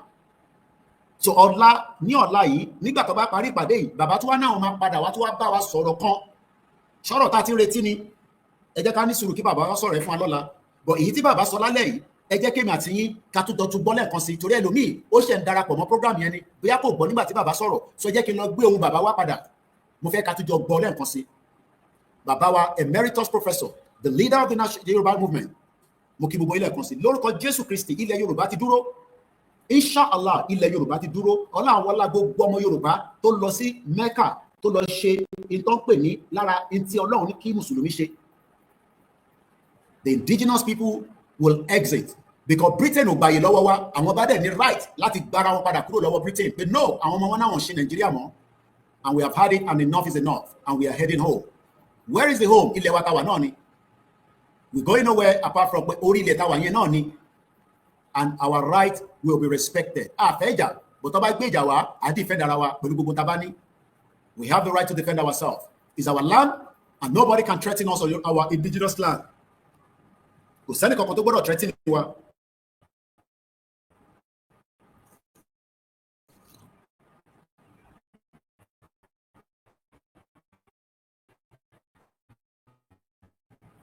If anybody threaten me, kò jù bẹ́ẹ̀ lọ. So mo fẹ́ ká lọ gbọ́n tí bàbá sọ lẹ́ẹ̀kan sí. Mo kí world media fún iṣẹ́ takuntakun tó ń ṣe látòrí chairman wa Lamid Yagboyaju lọ sọ́dọ̀ the deputy tí a mọ̀ sí Àṣàkẹ́ TV show. Bàbá fẹ́ bá wa sọ̀rọ̀, bàbá ti sọ̀rọ̀ yẹn, a fẹ́ tún gbọ́ ní kíákíá torí pé èyí tí bàbá sọ ó ṣe pàtàkì, ó ṣe kókó. Bọ̀ kí tó lọ gbé ọ̀rọ̀ tí bàbá sọ wá, mo ní mo fẹ́ gbé yín padà lọ sí kí ló ṣẹlẹ̀ ní London. There were few things that played out in London some few years back. Last year rather, not few years anyway. So I want us to quickly look into that before Katoma tẹ̀síwájú. Mo fẹ́ ká lọ wo. This was part of how the London rally started. After that, àwa mú tí bàbá sọ wá. The rally was not just the rally, it was also a special birthday to Akọni ọmọ Yorùbá. The British can't dictate the stake of the Yoruba race. Bẹ́ẹ̀ni, ẹ má bínú mo fẹ́ máa pín ọ̀rọ̀ yín gbogbo ẹ̀ ní mo rí. Mo fẹ́ káwọn yẹn kọ́kọ́ rí account number torí owó ṣe pàtàkì. Account ló wà lórí screen. Ẹ bá wa fi owó síbẹ̀ torí pé a máa fowó ṣe mobilization fún àwọn staff wa. Mo fẹ́ ká jọ wo eléyìí tí mo fi síwájú nísìn. When Igboho came to London in October, we had a dinner for him. A pè ní dinner for Igboho. Nígbà tó dẹ̀ díjọ́ Saturday, gbogbo ọmọ Yorùbá pátá tó ń bẹ ní UK wọ́n jáde. It has never been done before. Mo kí gbogbo ẹgbẹ́, mo kí Ìgbòho committee tó ṣiṣẹ́ round the clock, mo wá lọ bẹ́ẹ̀, mo kí àwọn ti Belfast, mo kí àwọn ti Manchester, mo lè kí àwọn ti Wales. City mẹ́rin Ìgbòho lọ, ó wá sí London, ó lọ sí Manchester, ó lọ sí Belfast, ó dẹ̀ lọ sí Wales, and that has never been done before. Akọni ọkùnrin ni, ká dúpẹ́ fún, a celebrated. Bẹ́ẹ̀ ni owó ni kẹ̀kẹ́ ìyìn rere, ẹ ṣé gan ni. Màmá kà àwọn comment ẹ̀ bá ṣe rí, ẹ fún wa ní náírà, ó wà important, ẹ fún wa ní pounds, ká fi ṣe mobilization. Kí ló ṣẹlẹ̀ after the October? Ìgbòho wá sọ àwọn ọ̀rọ̀ kankan fún wa níjọ́ náà lọ́hùn. A máa play àwọn fídíò yẹn fún yín láìpẹ́ yìí. But mo kọ́kọ́ lọ mú leaflet yẹn wá torí ẹlòmíì ti gbàgbé kí ló ṣẹlẹ̀ gangan ní UK. Kí ni ìgbésẹ̀ tó ṣẹlẹ̀ ní UK? In tó ṣẹlẹ̀ ni pé Ìgbòho wá deliver letter on behalf of Professor Banji Akintoye fún British government. Títí di bá ṣe ń sọ̀rọ̀ yìí, èèyàn kan ò lè sọ pé òun mọ tó wà ní lẹ́tà yẹn. Letter to UK government. Letter to UK government by Yoruba nation. Letter yẹn dẹ́rù bà government, but government rò pé eré là ń ṣe ni. A sọ fún ìjọba Nàìjíríà pé ọ̀rọ̀ eré kọ́ leléyìí. Ó ti di dandan pé ká lọ deliver letter. Wọ́n ní wọ endorse Sunday Igboho's letter. Ta ló sọ bẹ́ẹ̀ fún yín? Ẹ jẹ́ kó máa tàn yín. Ẹ ṣé gan ni, mo rí àwọn àlá tó ń wọlé, ẹ jẹ́ kó túbọ̀ máa wọlé 1,000, 5,000, tá bá gba 1 million, 2 million kó pọ̀ jù. Iṣẹ́ tó wà níwájú wa, ó tó bẹ́ẹ̀ jù bẹ́ẹ̀ lọ. Ẹ má dá wọn lóhùn, wọ́n ní UK didn't endorse Sunday Igboho's petition. Tó o bá endorse ẹ̀, àwọn balẹ̀ Yorùbá máa endorse ẹ̀, á bèsè Elédùmarè. Nǹkan bọ̀, ó kù díẹ̀ ni. Wọ́n ní ẹni tó ń gbéyàwó bọ̀ wá bá òun gan-an, òun lọ̀rọ̀ tó wà nílẹ̀. British High Commission ní Igboho petition to Downing Street is of little significance. Ó dá ìyẹn ní UK lórí ilẹ̀ wa ń kọ́, èyí tó ṣe fún wa fún 110 years will end. UK ni mo bá sọ̀rọ̀. Èyí tẹ́ ṣe lórí ilẹ̀ wa tó after 110 years. Àwọn ọba àtàwọn tó jẹ́ ọmọ wọn lẹ́yìn wọn náà ṣe Nàìjíríà mọ́. Àsìkò tó ilé tó lọ, we going on. Gbogbo ẹni tó bá dẹ̀ fi dá dúró lọ́nà, àwọn tó nílẹ̀ Yorùbá wá mú yín lọ. Ẹ lọ dóde wa lọ́hùn. Tí Britain bá sọ pé lẹ́tà yẹn wà significant, no problem. Bó wà significant, ilẹ̀ wa láti máa jẹ́ kó wà significant fún wọn. Bẹ́ẹ̀ dẹ̀ ló ṣe máa rí láṣẹ Èdùmàrè. Ẹ ṣé gan ni, bàbá mi Tokyo 778, wọ́n náà ti bá mi ṣu kékeré sínú account. Kò sówó tó kéré, torí pé gbogbo àwọn la mọ condition tó wà lé nísìn. A lè gbọ́dọ̀ mọ àwọn ọmọ wa torí pé preparation, it seems, is going very fast. Based on the tí mo gbọ́ lẹ́nu bàbá lálẹ́, a máa tún gbọ́ àwa jọ ṣe analysis ẹ̀. Ẹ ṣì máa pè wọlé ìbọn jẹ́ kí n ṣàlàyé tó pọ̀ sí. You have right to secession, Igboho reply federal government. Mo fẹ́ lọ gbé screen yẹn wá fún yín ká kọ́kọ́ máa wò ó. Mo kí olóyè Igboho ọmọdé yẹn mọ́. Kò sẹ́ni kankan tó gbọ́dọ̀ threaten wa. Ilẹ̀ wa la fẹ́ gbà, kò ń ṣe ilẹ̀ Igbo, kò ń ṣe ilẹ̀ Hausa, àwa lá ní ilẹ̀ wa, àṣeyọrí dẹ̀ ní gbogbo àjọ máa ṣe. Ẹ bá mi gbọ́ wọlé share button, àwọn èèyàn wọlé. Eléyìí ò ń ṣe pé à ń bá gọ́ọ̀mẹ̀ntì jà. Gọ́ọ̀mẹ̀ntì kan ló ní ilẹ̀ Yorùbá. Wọ́n join Nàìjíríà mọ́ wa ní. Nàìjíríà kẹ̀rì anáwọ̀ ṣe mọ́, enough is enough. Ní tó bá máa ṣẹlẹ̀ ní kó ṣẹlẹ̀. Kò sí tó ń bọ̀ lókè tílẹ̀ yóò gbà. Nàìjíríà kan ló máa jẹ́ country tó máa pín gbẹ̀yìn. Nàìjíríà jẹ́ ẹ̀yọ̀kan tó fẹ́ pín náà ni. Many nations ló ń bẹ nínú Nàìjíríà. Enough is enough. Bí a kì í kọ́kọ́ prove ẹ̀ fún yín náà pé many nations ló ń bẹ nínú Nàìjíríà. Many nations ló ń bẹ nínú Nàìjíríà. Gbogbo wọn ló mọ̀. Ẹ ṣé gan ni 3,000, 2,000 ẹ máa fi síbẹ̀. Kò sówó tó kéré. Gbogbo yín pátápátá la dúpẹ́ lọ́wọ́ ẹ̀. Bí a kà kọ́kọ́ gbọ́n tí Jonathan sọ, ìwọ tó ń bẹ̀rù, ṣáàtì lọ sọ fún ọba, ṣáàtì sọ fún Jóyè, ìyẹn táwọn ọba máa sọ, ẹ jẹ́ kó dọ̀la náà ká gbọ́n tó fi sọ, ìbí náà wọn tó máa sọ lọ́la. Bọ̀ ẹ jẹ́ ká jọ gbọ́. Ẹ jẹ́ ká gbọ́n tí Jonathan sọ ká tó máa tẹ̀síwájú. Mo kí gbogbo yín o, ẹ bá ń gbọ́ lé share button. About the unity of Nigeria. And I reflect back at some of the prominent statements made by some of our founding leaders. And I feel that probably this will help us to have a conversation on the Nigerian unity.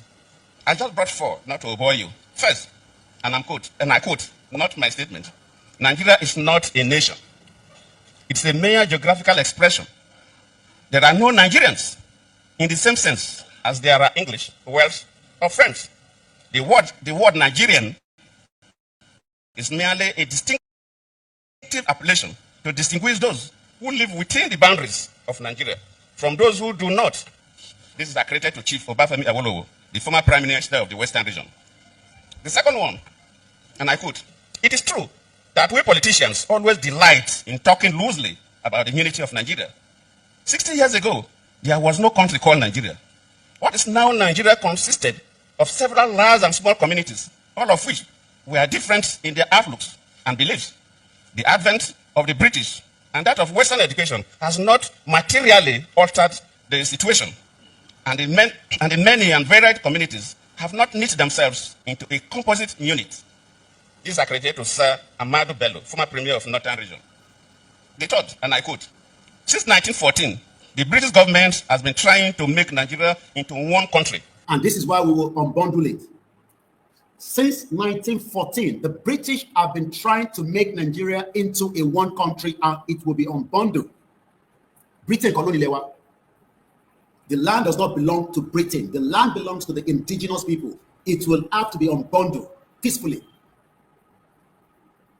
This is where the challenge between us and the federal government. That is not British land. It is not Nigerian land. It belongs to the indigenous people. And àwọn bá ti sọ̀rọ̀ lọ́la tán, then bàbá náà máa bá wa sọ̀rọ̀. Tí gbogbo àtúntò máa gbáradì. Professor Akintoye will be speaking to us again tomorrow. We will be communicating the time. Ọlọ́ọ̀ kì í ṣe time tó máa ní òsì available because bàbá ti sọ tẹ́lẹ̀ pé gbogbo kíní máa dé bí olè lóru ni. Olúkálùkù lọ múra sílẹ̀. But bàbá ní white la máa wọ̀. Gbogbo tó bá fẹ́ wọ̀ white ni. Enough is enough. The end of Nigeria would happen in our lifetime. It will have to be dissolved. No negotiation. Kò sí negotiation kankan. Kò sí pé go and wait for 3 years. No, we are not going to wait for 2 years. We are not waiting for 1 year. We would go ahead as instructed by Baba Akintoye. Jonathan said it and quoted that it is only the British intention to keep Nigeria together, and Nigeria is not going to keep itself together anymore because the indigenous people have spoken. And we will go ahead and do exactly whatever is needed so that kí àlìgbà ilẹ̀ yẹn padà kúrò lọ́wọ́ Britain to join in 1914 fraudulent amalgamation. That amalgamation must be destroyed away from Yoruba land. We are tired of this amalgamation. The British joining us together in this fraudulent amalgamation. Support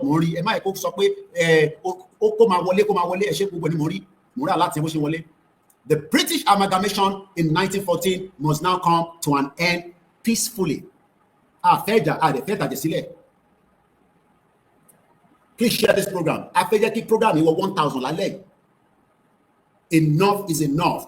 Everybody knows the truth, and only the truth will save that union called Nigeria now. If nobody is interested in the dissolution of Nigeria, then you are expecting Nigeria to go into another civil war that must be avoided at all costs. We cannot live with the Igbos as a country. We cannot live with the Hausa as a country. We cannot live with any other indigenous tribe, whatever you want to call them, ethnic groups. We can live together if they can come and live in our country under our own government, like many of us have lived outside Nigeria, even in the smallest African country, and you respect their government. Enough is enough. The end of Nigeria must happen, and it's going to happen not 10 years ago, not 20 years from now. It must happen as swiftly as possible so that we can start building a union that works for Yoruba people as a country. Nigeria did not work for us for 110 years. It is not a country, and it is time that the dissolution of Nigeria must happen very, very fast. Gbogbo diaspora, this is the time to rise up. Gbogbo èèyàn ọmọ Yorùbá pátápátá, àsìkò tó yẹ kí spirit yín dìde lédè láti support Baba Akintoye, kí iṣẹ́ ilé ṣe ṣe fún wọn. This is the time to support this man, the leader of the Yoruba nation, Professor Banji Akintoye. Everybody, this is a clarion call. Everybody must rise up. We are not asking for fight. We must rise up to defend Baba Akintoye for taking us out of Nigeria. Agbodo defend the Babai. At 90 years old, we might not have somebody else that will do it again. Lugard did it. Baba Akintoye will unbundle it with the help of every one of us, including our kings and Baba Igboho and every one of us. We are getting to the final stage, and it's not going to come easy, but we must prepare our mind, our body, our soul, and every goddamn thing that we have. Jonathan said it. Let's take it back again to what Jonathan said. Are historically different in their backgrounds, in their religious beliefs and customs, and do not show themselves any sign of willingness to unite. If we are not showing any sign of willingness to unite, then we need to dissolve Nigeria. Enough is enough, Benny. We have never shown any sign of any form of unity within ourselves for 110 years. It has been one disaster. Igbo will abuse Yoruba, that you created the problem. Yoruba will abuse Igbo, you destroy regional. Okay, let everybody go their separate ways. That's enough. So that we will not have the situation where nobody is pointing finger. That is exactly what British want, so that we can continue to point finger among ourselves. Asikoyeto, and you must not be the obstacle to try to stop it. If you try, it's an elephant that will crush you. 60 million Yoruba people are speaking now, and they are saying enough is enough. Enough is enough is the hashtag Yoruba Nation going forward. Eba ama dawo ejo, If we have enough, we can also support some other little that we can support. But for now, we need to support the 25 staff that are ready to work for you. We have been working, we have been training. I am currently on the ground with them as well, and we are ready to go. Any day Baba announced, we will be heading out in full force and broadcasting and showing you everything that we need to show you. Jonathan says, and I quote, "Why should we save Nigeria when the unity is not there?" Maybe you think it's Jonathan. The Nigerian unity is only a British intention for the country. The Nigerian unity is only a British intention, and we are now telling the UK government, if they think that our letter that we sent to them is just a mere joke, let's remind the British government that they do not own us anymore. They can say that our letter to them in October means nothing. These are some of the headlines. Let me tell you some of the headlines. After Igboho traveled to London, they were telling us that those are not something that we can use. Eshegoni, no matter how small, if we support you fully share, we are going to work for you and we will serve you. I am in Africa to support all my staff. And we will not stop working until our result comes. Let's remove Jonathan so that we can quickly give you some other screen. We're enjoying our StreamYard. It's a very beautiful platform. At some point, I will share the link. You can come in, but for now, let me deliver the message as much as I can. Let's bring some of the screen. How many of you remember all this headline after we went to London? These are some of the images from Igboho going to London last year. How many of you remember? I have many videos I'll be reminding you. How many of you remember this particular image? Igboho traveling to London. But many people, okay, for a few minutes, Mokibu can say.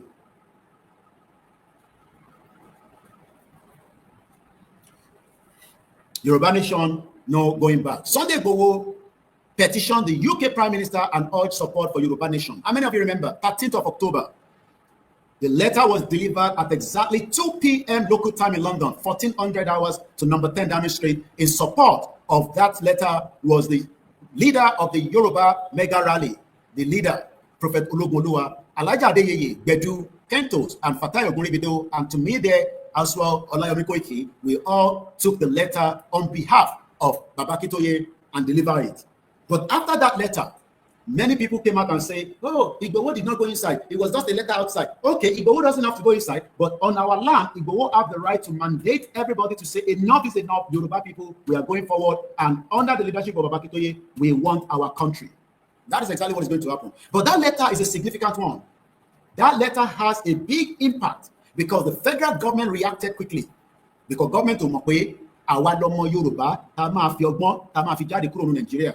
And that's exactly what we're going to do. If you have just joined us and you're asking, ṣé bàbá ti ṣe announcement, ẹ máa ṣe sùúrù, kẹ́ tún gbọ́ fídíò yẹn padà. Ẹ bá dẹ̀ fi kánjú, ẹ lọ sórí World Media, ẹ lọ rí fídíò yẹn bẹ́ẹ̀, àbí kẹ́ lọ sórí àwọn platforms wa, tá ti stream kékeré, ẹ bá níbẹ̀. Ẹ jẹ́ ká focus ní nǹkan tá a ṣe sọ níbí báyìí. So what you are looking right now is one out of the many articles that came out then. I'm sure many of you remember these images. Images that was coming from London. It has never been done in the history of the United Kingdom that they can shut down a whole high street for Igboho and those that followed him as at the time. Now, the British government came out quickly and said, look, don't intimidate British envoy of, sorry. When that happened quickly, there was a lot of misinformation. UK, go accept letter Igboho, you don't know, blah, blah, blah. All manners of things started flying around on the social media. But nobody can tell us, Kini Baba Kosino letter. Because Baba Nikolo Monto Kosino letter. Baba Nikolo Monto Kosino letter. And that letter is the one that has given the government concern that eventually the government started calling the British High Commissioner in Nigeria and asking questions. Now, let's be actually going to if you want support. I can see the credit coming through. UK government distance itself from Yoruba Nation petition. Okay, no problem. Distance yourself, but on our land, you will have to distance yourself from us because you have used the 1914 amalgamation to hold people that doesn't want to be together for 110 years. If Britain has held us together for 110 years, we don't need Britain to come and untangle it rather. We would have to untangle it ourselves under the instruction of Baba Akintoye. So look at some of the headlines. Sunday Igboho submit petition to the UK Prime Minister Keir Starmer for Yoruba Nation. Quickly, the next day, Some of the headlines also came back and said, why we didn't endorse Sunday Igboho. Nobody, not even the British High Commissioner, can ever come out and say that the letter was not endorsed. He has no right to come and say that because he's not the Prime Minister. He's just a civil servant that represents the British government in Nigeria. And Nigeria is a fraudulent country because there was nothing called Nigeria. The British High Commissioner knows that more than myself. That the UK merged Nigeria together for selfish interest, not for our own interest. So when the British High Commissioner in Nigeria is talking nonsense, he probably doesn't know what he's talking about. But he knows very well that the country was merged together for one purpose, and that purpose has failed every one of us. And this is the purpose that it was merged together. Why Lord Lugard joined Northern and Southern Nigeria in 1914 fraudulent amalgamation. That is why we are saying that this amalgamation needs to be dissolved as quickly as possible without the bloodshed. But if anybody is thinking that we will back up, let Baba Akintoye give us what we're asking for, as then you will understand that we are moving forward. But tomorrow, there will be a special conference of the Yoruba Nation Concerned Obas under Odua Coalition of Traditional Rulers Conference against insecurity in Yoruba land, and there will be other announcements after that by Professor Akintoye. So if you go back to this, again, let's take you back to this. The British government were a little bit worried because what next? They were running helter and skelter, telling the Nigerian government everything is fine. Oh, we did not endorse Igboho and Baba Akintoye's letter. Okay, you don't have to endorse it, but we have delivered the letter. The content of the letter is well read by the British Prime Minister, Keir Starmer, and King Charles. King Charles is the one in charge of the United Kingdom. So Baba Akintoye has sent a message on behalf of 60 million Yoruba people to King Charles. Whether King Charles has now communicated with our kings on the ground, then we would have to wait. Let our kings come and tell us that I won't endorse Yoruba Nation, and let them come out. Kí gbogbo ọba Yorùbá jáde kó sọ pé àwọn ò fẹ́ Yoruba Nation. Nígbà tí Baba Akintoye bá ti rí ká jáde, kí àwọn ọba jáde kó ní àwọn ò fẹ́ Yoruba Nation o, a fẹ́ Odùduwà Republic o, Nàìjíríà la fẹ́. Àwa pàtàn fáwọn ọba yẹn bí àwọn ọ̀ràn tí ìtàn bí Nàìjíríà ṣe exist. Bí àwọn gbàgbé, we would have to remind them. Any king in any part of Yoruba land that comes out against the right of the indigenous people, á jẹ́ pé ọba yẹn kò ní right láti jẹ́ ọba torí pé kò mọ ohun tó jọba lé lórí. Á jẹ́ pé kábíyèsí yẹn ò mọ ohun tó jọba lé lórí, because wọ́n gbọ́dọ̀ mọ ohun tó jọba lé lórí náà. Because in tó jọba lé lórí, òun náà ni pé kí gbogbo ọmọ Yorùbá o tó fẹ́ Yorùbá Nation o kó fún wọn láyè o kó jẹ́ kó ṣe kíni. Ẹ má bínú, I'm not sure what has gone on there. Okay, my comment is back. Mo kí gbogbo ẹ̀yin tẹ́ darapọ̀ mọ́ wa, ẹ bá mi máa share program yìí. Very, very important. Ẹ bá mi ju account number síta again kí n pin ẹ̀. Yoruba Nation, no retreat, no surrender. Mo fẹ́ fi Jonathan sílẹ̀ because Jonathan kọ́kọ́ ló sọ fún wa pé Nigeria was put together for a fraudulent purpose. But I want us to quickly read the letter. I mean, how the story and the article came out last year, October. And this is how it came out. Mo kí gbogbo àwọn team wa, they're working around the clock because it is important that none of them is sleeping tonight. Àṣìmáṣe meeting ní ìpàdé lálẹ́ yìí torí pé in tó ń bọ̀ a gbọ́dọ̀ máa gbáradì fún ní kíákíá. Mo kí gbogbo èèyàn wa.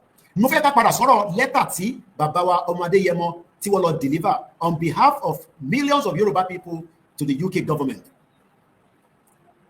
Mumbo, I think my screen is not changing. A few seconds. Let's stop it and let's add it again. Iṣẹ́ wa fúnlẹ̀ wa forílẹ̀ ibi wa kàgbéga. Mo ní agbọ́dọ̀ àwọn bàbá yìí lọ́wọ́. Yoruba on the march again. One people, one language, one culture. Bá ṣe ń bẹ tẹ́lẹ̀ nìyẹn for more than 14,000 years until Lugard decided to change everything. Lugard was not born. Wọ́n ti bí bàbá Lugard, wọ́n ti bí bàbá bẹ́ẹ̀ tílẹ̀ Yorùbá ti exist. So tó bá wá jáde, tá bá jáde fúnra lì, kí ọba kan sọ nínú state ẹ̀ pé òun fẹ́ Nàìjíríà, àwa sọ fún wọn pé ṣé wọ́n ọmọ tó ń pè nílẹ̀ Yorùbá tẹ́lẹ̀ ni tó fi fẹ́ Nàìjíríà. Kí ni àjọṣepọ̀ àwọn àti Nàìjíríà? Please share the program. We're not even up to 500. I don't know why. I will be speaking in English and I'll be speaking in Yoruba because we have many audience, especially those that do not understand the meaning of Nigeria. Nigeria is a fraudulent country that British created, and the indigenous people are now saying they've had enough. Elizabeth was the monarch of Nigeria in 1960, 1963. Which Oba forgot this imposition? Eshegoni, Tebani stream about me just in the comment section. Let me pin that quickly. The late Elizabeth was the monarch of Nigeria from 1960 to 1963. Let me bring another video from another angle because Yoruba nìkan ló fẹ́ lọ. So that many people are thinking, oh, maybe everybody wants to go, and we don't care how everybody will go. But what I'm just saying is that there's evidence that there are some people that wants to go, and that evidence is here by Dr. Ugo Ejagbontoso. The country that the British Empire had imposed on us, which was this country of Nigeria, where they kind of took a bunch of independent nations who don't have anything to do with each other, don't even speak each other's language, don't relate. Many of them were even enemies and warring at the time. They don't even speak the same language. We are still enemies. We are enemies. We can never unite. Ango Abdullahi said, and I quote, that the unity of Nigeria can never be found until everybody goes their separate ways. So if you are still a Nigerian and you are thinking that what we are saying is rubbish, well, you can tell because there's no unity. We don't have any problem with the Igbos, but we can't unite with them. We can't unite with Hausa people. Not even the Fulanis that have decided that they will kill, maim, and take our land, and we cannot sit back and let them come and take our land, because that is the agenda of Usman Dan Fodio, and that agenda must be stopped as quickly as possible. Please share this program. This is not a program that you do not have to share. Let your friends, your enemy knows that the reason why Nigeria needs to break up is because we are not one, and we can never be one. Let's go back to Dr. Ugo.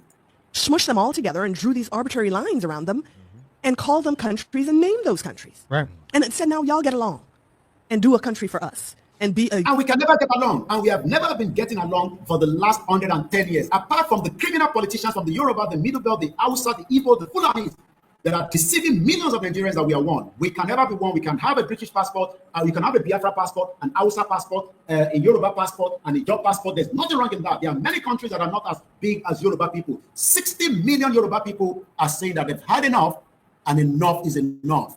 We are moving out of Nigeria. Not even Britain can stop it, not even the United Nations, and our right to self-determination must be respected. And if anybody tries to disrespect it, we will ask them, have you ever disrespected when the British citizens said that they wanted to exit the European Union in 2016, and they were given the right to referendum? And maybe I should remind some of you that are Yorubas that wants to come and discredit Baba Akintoye. It's not about Dr. Ugo saying it. Baba Akintoye knows the history back and forth of the Yoruba people, and he has done it by producing the most fantastic book that you can ever think of, The Yoruba People. We would exit Nigeria peacefully. There will be borders. Our borders will be protected. A new border will be created. We will allow those that we want to be allowed to come in, just like not every one of you have the right to go to UK because you would have to apply for visa. Not everybody has the right to go to South Africa. Even as Africans, try as Nigeria to say you want to go to South Africa, you will not even be given a visa. So don't come and tell us that, oh, why do you want to break away from Nigeria? So that we can create a border that protects our life from the insecurity of what Britain created for the last 110 years. And if you don't know this is what Baba Akintoye wrote. The Yoruba people, Baba Akintoye knows that we have never been one, and we can never be one. And in the interest of peace, rather than interest of war, we now need to go. Yes, you are right, Mr. Adewale. The fraudulent 1914 amalgamation expired in 2014. As the clause put it in place, the amalgamation that after 100 years, we can go our separate ways. Please share this program and invite everyone, including your enemies. My name is Olamide Ike, and the platform is Yoruba Self-Determination. Let's go back to Dr. Ugo quickly. Contentious, bloody independence processes that never really yield any real independence. You're still part of a... We didn't build any independence. We've been told lies by Britain that we are Commonwealth citizens. That is one of the biggest fraud of mankind. Nobody is a Commonwealth citizen because you can't have access to go to the UK. You need to apply for visa where you will pay 30,000 or 50,000 for visa, and that visa will not be guaranteed and no refund is given. We can have a Yoruba economy and we can decide to have cordial relationship with UK and we don't need a visa. Just like many British citizens travel around the world with a good passport. Nigeria is not a country. It has never been a country before the 1914 fraudulent amalgamation. And the end of Nigeria is what we are going to tell you as we continue to propagate the evangelism. This is not about 2027. We told you that 2027 is not on the table. Share this program. Invite all the politicians to come and listen that the end of Nigeria has to happen. Commonwealth afterwards. True. And you have the eternal meddling in your affairs and the eternal extraction of your resources. The resources that have been taken out of Yoruba land has been more than enough to have looked after every 60 million Yoruba people. Ó jẹ́ kí gbogbo Yorùbá kò jẹ́ ká máa jìyà.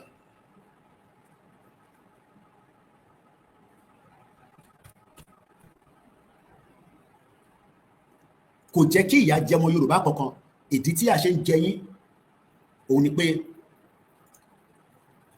Britain created a fraudulent country called Nigeria. And that country is going into dustbin. And the indigenous people will take back their land. Let's watch some of these videos.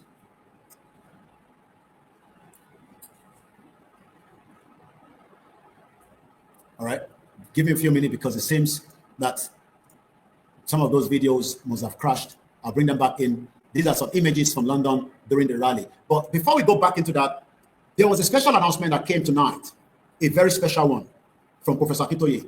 And some of you that have been asking, hey, which kind of rally be this? Listen, you follow the national leader as instructed. Baba Shimabawa Soro Lola further.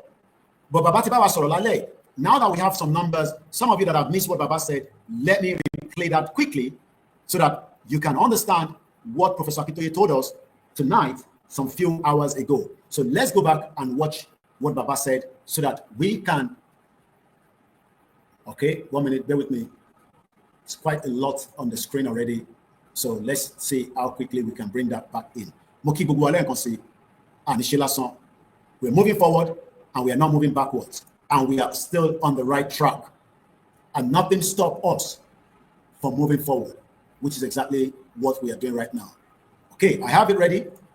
And if you're ready with me, I want you now to sit back and let us watch how Baba spoke to us during that presentation tonight by telling every one of us to prepare for some announcements that he will be doing tomorrow as we wait patiently for such announcement. My name is Olami Koiki. This is Koiki Media, bringing the world closer to your doorstep. It is the 10th June 2025. It's coming up to just exactly 2200 hours, but right now it's still 21:49, which is just 9:49 p.m. local time from our studio as we continue to prepare 16 million Yoruba people to come out and demand their right to self-determination, to come out and end the Lugard and agenda.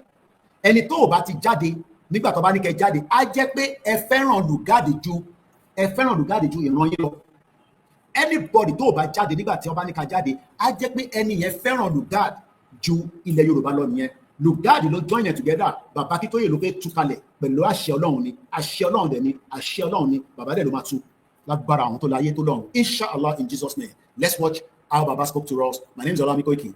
Don't go anywhere yet because the broadcast is going into a new dimension as we will be bringing some of you in by sending some link out and you can join us or you can call in. Let's go straight into it. If you have never supported the media before, this is the time to support Koiki Media.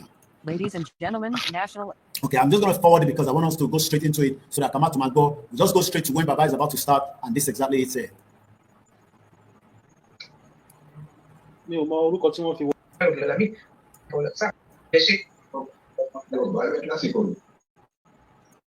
Lọ́jọ́ ìní níjọ́ kẹwàá oṣù karùn-ún 2025 mo kí yín pẹ̀lú ìrẹ̀lẹ̀ níwájú Olódùmarè tó dá wa àti ọpẹ́ níwájú wọn pé àwọn ló dá àwọn Yorùbá tá a fi yàtọ̀ bá ṣe yàtọ̀ láàárín ọmọ ènìyàn Ọlọ́run wa nílẹ̀ lọ́jọ́ ní tó lè ṣe àwa fúnra wa láwọn ènìyàn tó mọ nǹkan ṣe lọ́pọ̀lọpọ̀ tó ní làákàyè tó sì ní intellect.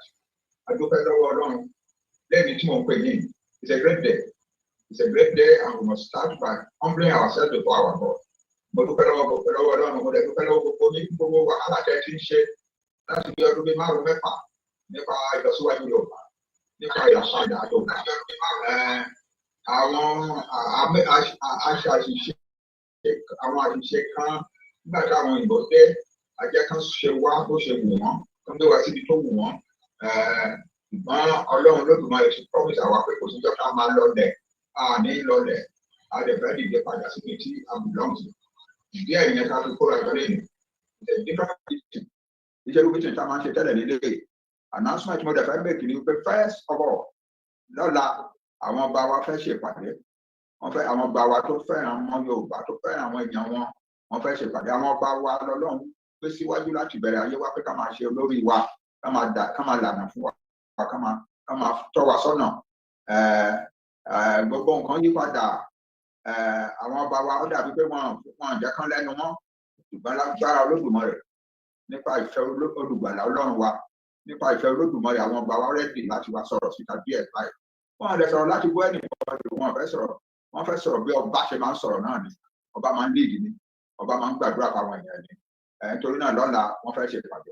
Ẹ má sọ pé àwa táwọn pé ṣe self determination la kó àwọn ọba ọjọ́ rárá àwọn ọba wa fúnra wọn náà fẹ́ ṣètò ara wọn. A sì dúpẹ́ lọ́wọ́ Ọlọ́run fún ìyẹn.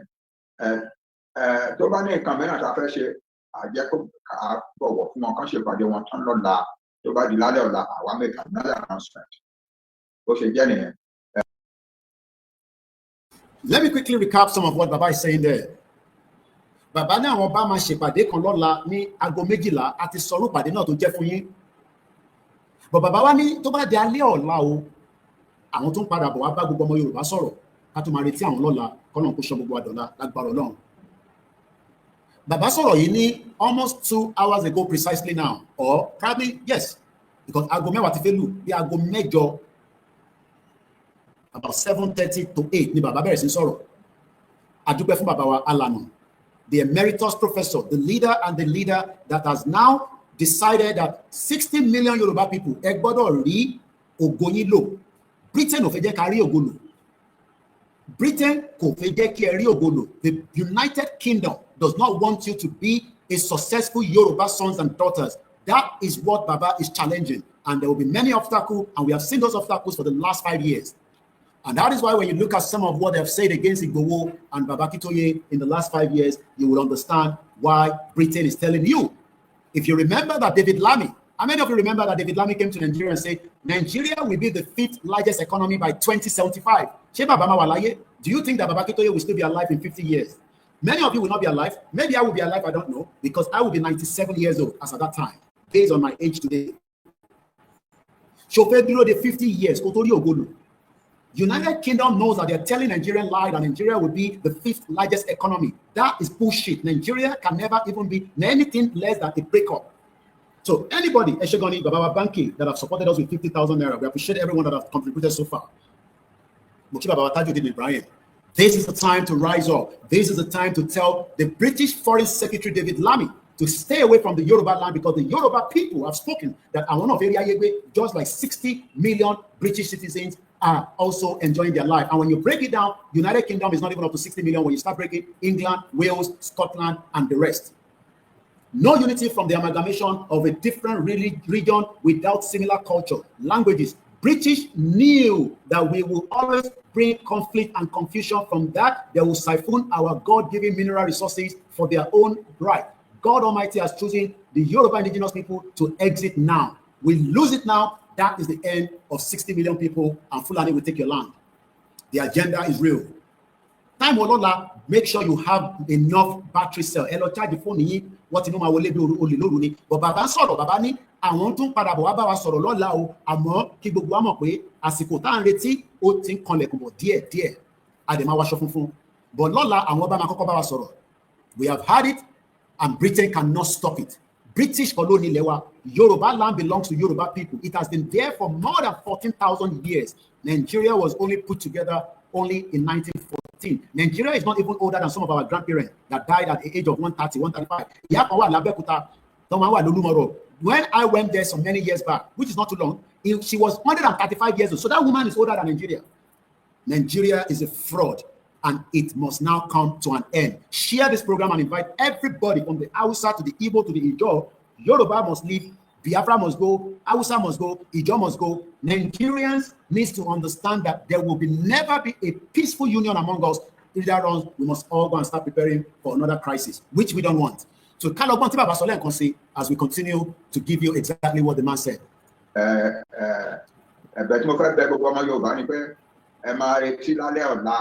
Gbàtà bá ṣe announcement wa tí bá ní láàárọ̀ ọ̀la ìyẹn lọ́la tí bá ní láàárọ̀ ọ̀la gbogbo wa ká bí síta ká máa dúpẹ́ lọ́wọ́ Ọlọ́run ká máa jó níwájú ilé wa nìkan ká máa tó àbúkọ́ òun lọ báyàn kankan ṣèrádì nígbà mìíràn ìlú ẹ̀ gangan ilé ètò ẹ̀ gangan tó ń gbé ibi tó bá wà níjọ́ yẹn níjọ́ tó àbá sọ pé kẹ́ jáde síta yẹn ibẹ̀ náà ló ti máa jáde síta. Then ṣàlàyé tí bàbá ń sọ fún ẹ níbí báyìí tó bá di alẹ́ ọ̀la bàbá máa wá bá gbogbo wa sọ̀rọ̀ nígbà tó bá wá bá wa sọ̀rọ̀ yẹn inti bàbá bá ti sọ ni kò ṣe into bá ní ká ṣe ni kẹ́ ṣe má ṣe nǹkan míì, because it is important that we follow instructions. Mo kí mọ̀ sí mi dáadáa káàbọ̀. Instructions must be followed in details. Enough is enough, and we must now come to the conclusion that Nigeria failed every one of us. It's not about your leaders. Britain wanted it to be like that. It has served them for 110 years, and we can quietly go and live separately, but we can still have others that can live with us. Just like the Igbos live in America, the Yoruba lives in America, the Hausa lives in America, and some people that are not even Nigerians live in America, and some of them are there for immigration purpose, and they become American citizens. If you are not a Yoruba person, doesn't mean that we're going to chase you away from our land, but you would have to follow a new Yoruba government after a Yoruba nation has been declared. It's as simple as that. And if you don't want that, you have the right to return back to your own village or your own land, because Yoruba land belongs to Yoruba people. It does not belong to Igbo. It does not belong to Hausa. It does not belong to anybody. It belongs to us. So if you want to live with us, you are more than welcome to follow the immigration rules, just like many of your people have followed it, even in the smallest African country. Because if you go and live in South Africa, you dare not disobey the South African law. You might be sentenced or you might be deported. Yoruba are going home, and the time is now or never. Whether your kings that doesn't want it, but tomorrow, by God's grace, according to Professor Akintoye, I will be telling you more about that. We are not going yet. Share this program. I want us to reach 1,000 people, because we need to start telling everybody to rise up. All the medias in Nigeria must follow the protocol of our government that might be coming, and the time comes as well. But for now, Baba is saying enough is enough. Our rally is going to hold tomorrow, but we're going to be ready time. You don't need to be asking me time. Get yourself ready tomorrow. There's no need everybody asking us time. You'll be time for. And you don't. Nobody's going anywhere. So whenever the time is Baba speaking to us, we will have to wait. I don't know the time. Baba now, it doesn't matter what the time. You will be the one to stay awake. It might be any time. There's no point asking us time, and disturbing us with the time. You'll have more time for Baba. Why is not quickly say, how can any Yoruba approve the fraudulent 1914 Amalgamation Treaty? Who are the signatory, pen and English, subject to the secret treaty of amalgamation? My name is Olabi Koiki. Like I told you, we are now on a full scale of running 24 hours broadcast that will bring you closer to your doorstep. Let's go back to Baba Akintoye, Mokiyawa, Esther, Yoruba nation not going back, Yoruba nation for life. Our governor cannot stop it, our deputy cannot stop it. The land belongs to 60 million people, not just to the 1% that have taken advantage of everything Yoruba land owns. Let's go back to Baba Akintoye quickly.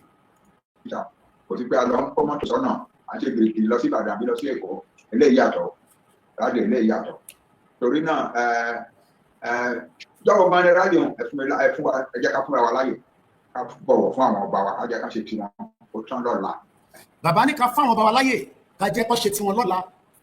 Àwọn bàbá ti ṣe tí wọn lọ́la, àwọn tó ń béèrè time, bàbá náà wọn padà bọ̀ lálẹ́ ọ̀la.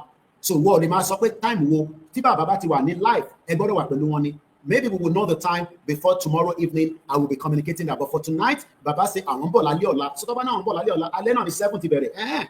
So tálẹ́ bá bẹ̀rẹ̀ ní 7, ó lè jẹ́ 9, ó lè jẹ́ 8. But anytime Baba is live, Yoruba World Media will be live. All the media that are loyal to Igboho and Baba Akintoye will transmit it and will report it as I am doing tonight. Mo kí gbogbo ẹ̀yin èèyàn wa lẹ́ẹ̀kan sí. Because most of you are not following instructions. Bàbá náà ń bọ̀ lálẹ́ ọ̀la. Ṣé ọ̀sán ni wọ́n náà ń bọ̀ ni? Wọ́n náà ń bọ̀ lálẹ́ ọ̀la. Wọ́n náà máa ṣe ìpàdé àwọn ọba ní 12 noon. Why are we keep asking what time? As if àtẹ́pẹ́ ìfẹ́ lọ ṣe àwòrán àrọ́là. You have all the day tomorrow. So by the 12 noon, Koiki will be transmitting, World Media will be transmitting, Yoruba Nation Radio TV will be transmitting. Àwọn ọba tó fẹ́ sọ̀rọ̀. Àwọn bàbá rẹ̀ ṣe tí wọ́n tán lọ́sàn. Bàbá náà ń bọ̀ lálẹ́. Ẹ tún béèrè pé what time?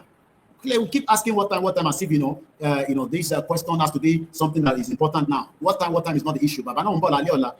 Tó bá ti di 7, ilẹ̀ ti ṣú. So it could be 7, it could be 8. Maybe Baba will now communicate the time and we will push it out quickly. So stop asking, all these, distraction questions. Let me quickly pick some of your comments as well. Nikki Jackson, so Nigeria will never work. We should all come together and exit that country before they introduce terrorism into our culture. It is risky game. Yoruba politicians are playing with the Northerners, and we all know that. Thank you so much. I'll be reading some of the comments, but I want us to go back and finish what Baba is saying, and we continue to do more analysis on it.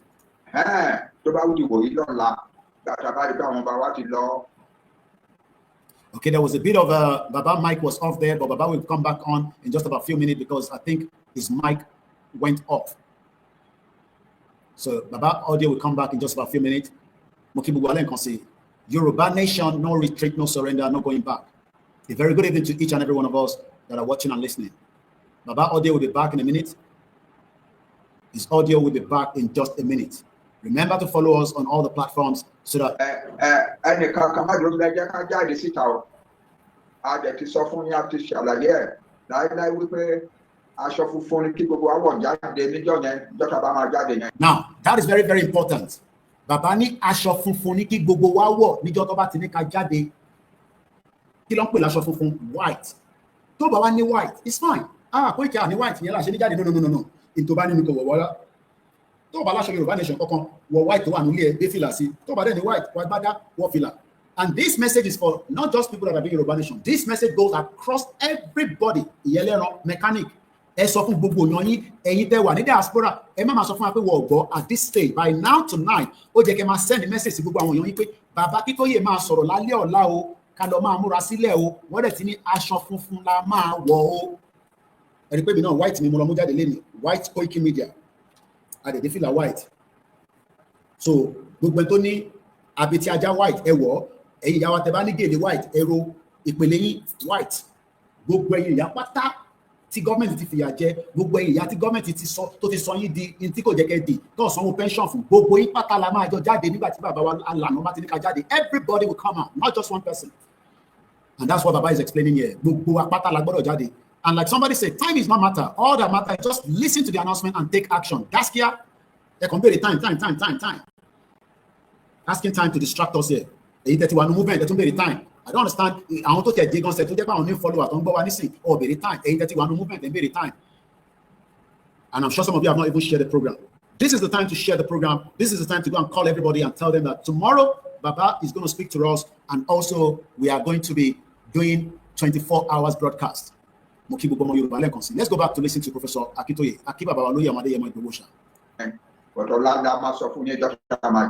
Bàbá ní ọ̀la làwọn máa sọ fún yín ìjọ tẹ́ máa jáde. I'm going to rewind that part again. Tomorrow, Baba says he will be telling us when we will be coming out. That is the final from the leader. It is not me. Má quote me. Jòlúmọ̀ àtẹ́bá lọ nísìnyí, mi lè máa lọ quote. Koiki ti ní ọ̀la ló máa jáde. No, Bàbá ní tó bá di ọ̀la, òun máa ṣàlàyé fún wa, àwọn máa ṣàlàyé fún wa ìgbà tá a máa jáde. Because we are very sensitive people. Bẹ́ẹ̀ni, on Professor Anoloye Igboho and the rest of the media we stand. Ẹ ṣé gan ni. Mo kí ẹ Ọ̀gbẹ́ni Bobby Igboho ṣá. Èèyàn ti Bàbá Akintoye ẹjọ́ mo mọ̀ pé ti ṣe news ìtàlẹ̀ kọjá. Ó wà very important pé bí ẹ máa bá wa ṣe quick announcement lórí platform yìí short video gbogbo ẹ̀yin media pé Bàbá Akintoye máa bá gbogbo ọmọ Yorùbá sọ̀rọ̀ lálẹ́ ọ̀la. Gbogbo ẹ̀yin media wa àwọn yín ṣe ẹjọ́ Ọ̀gbẹ́ni Bobby I cite you. Thank you so much please because everybody has different platform. Àwọn tó wà nísìnyí wọ́n lè máa wà ní bíbá lálẹ́ gbọ́dọ̀ ìlọ́tí máa rí news ìmúlẹ̀ pẹ́ ti ṣe 10 o'clock news lálẹ́. But Bàbá náà máa bá wa sọ̀rọ̀ lọ́la yẹn ni òun máa wá làwọn máa wá sọjọ́ ta máa jáde o. Let me rewind it again ká tó gbọ́. Okay, ẹ̀rọ àpò Bàbá Bitọ́ ti tún lọ ní voice ẹ̀ díẹ̀ lélẹ̀. A dẹ̀ ti sọ fún yín a ti ṣàlàyé ẹ̀ láíláí wípé. So gbogbo ẹni tó bá fẹ́ lọ wo fídíò yìí ẹ lọ sórí Yorùbá World Media it's only 19 minutes ẹ lọ farabalẹ̀ gbọ́ èmi kàn ṣe expansion and analysis ẹ̀ lórí ni èmi kọ́ ni mo máa mọ́jọ́ èmi kọ́ ni mo ń decide because I don't want you to quote me I am going to say what Baba say I am not adding to it and I will not remove to it torí pé gbàyìn náà máa ní Koiki ló náà máa wọ white o wọ́n ní sọ pé Bàbá Akintoye ló náà máa wọ white wọ́n ní pé Bàbá Akintoye ló náà máa jáde ní àwọn máa wá sọ bàtà máa jáde fún wa lọ́la wọ́n ní Koiki tí náà máa jáde lọ́la because I know what our people are ẹ ṣé gan ni because I am trying to be very careful because I know what people will say and Koiki ló sọ̀rọ̀ Koiki yes this is what everybody should be doing we should be analysing what Baba say and that's exactly what I'm doing tonight because Baba yóò lè sọ̀rọ̀ tábà fẹ́ kí Baba ìgbé wa débẹ̀ lérí we must work for him we must work round the clock to make this thing achievable báwo ṣé Lugard la máa dúró lé lórí ni Lugard join us together let Baba dissolve it simple as that with the help of Igboho and the rest of the 60 million Yoruba people that are following them tí Baba bá ti fọ sọ̀rọ̀ tí Igboho bá ti sọ̀rọ̀ tí wise yẹn bá ti sọ̀rọ̀ kí ló tún kù gbogbo groups gbọ́dọ̀ jáde gbogbo ọmọ Yorùbá gbọ́dọ̀ jáde ọ̀rọ̀ tó wà ńlẹ̀ yìí ó kan nílé ó kan àlejò kò kàn mí no ó kàn ẹ́ because ọmọ Yorùbá ni ẹ́ ó kàn ẹ́ mo kí bàbá mi Olúwọlé Ọ̀ṣọ́ mo kí bàbá Matthew gbogbo yín ni mo kí láìfẹ́ ní kankan sílẹ̀ ẹ má dẹ̀ gbàgbé ẹ support wa a need owó mo kí bàbá mi Akin gbogbo yín náà lè máa láyè pé wọlé sẹ́yìn ká gbọ́ bàbá tán nísìn kí wá fi àyè díẹ̀ sílẹ̀ ó dẹ̀ sí láwọn fídíò kọ̀ọ̀kan fún aṣọ funfun ni kí gbogbo wa wọ̀ jáde. aṣọ funfun ni kí gbogbo wa wọ̀ ẹnu bàbá lẹ ti ń gbọ́ bàbá wa alànà emeritus professor need a professor kankan láti UK wá sọ fún wa pé ká keep in Nigeria no David Lamy doesn't have to come and tell us to stay in Nigeria because David Lamy is not older than Baba Akintoye níjọ́ wo ló bí David Lamy tó wá sọ fún wa pé ká dúró de 2075 that Nigeria will be we don't want Nigeria to be great because Nigeria is not part of us Muki Bishop Adeshina. Nothing is stopping us. Nothing is holding us back. We are moving forward. Muki Baba Oyetola Peter, Amos Omotunde. When God bless Professor Banji Akintoye Yoruba, God bless your Yomi Koiki and Yoruba Nation not going back. Muki Elen Konse Benny Bobby.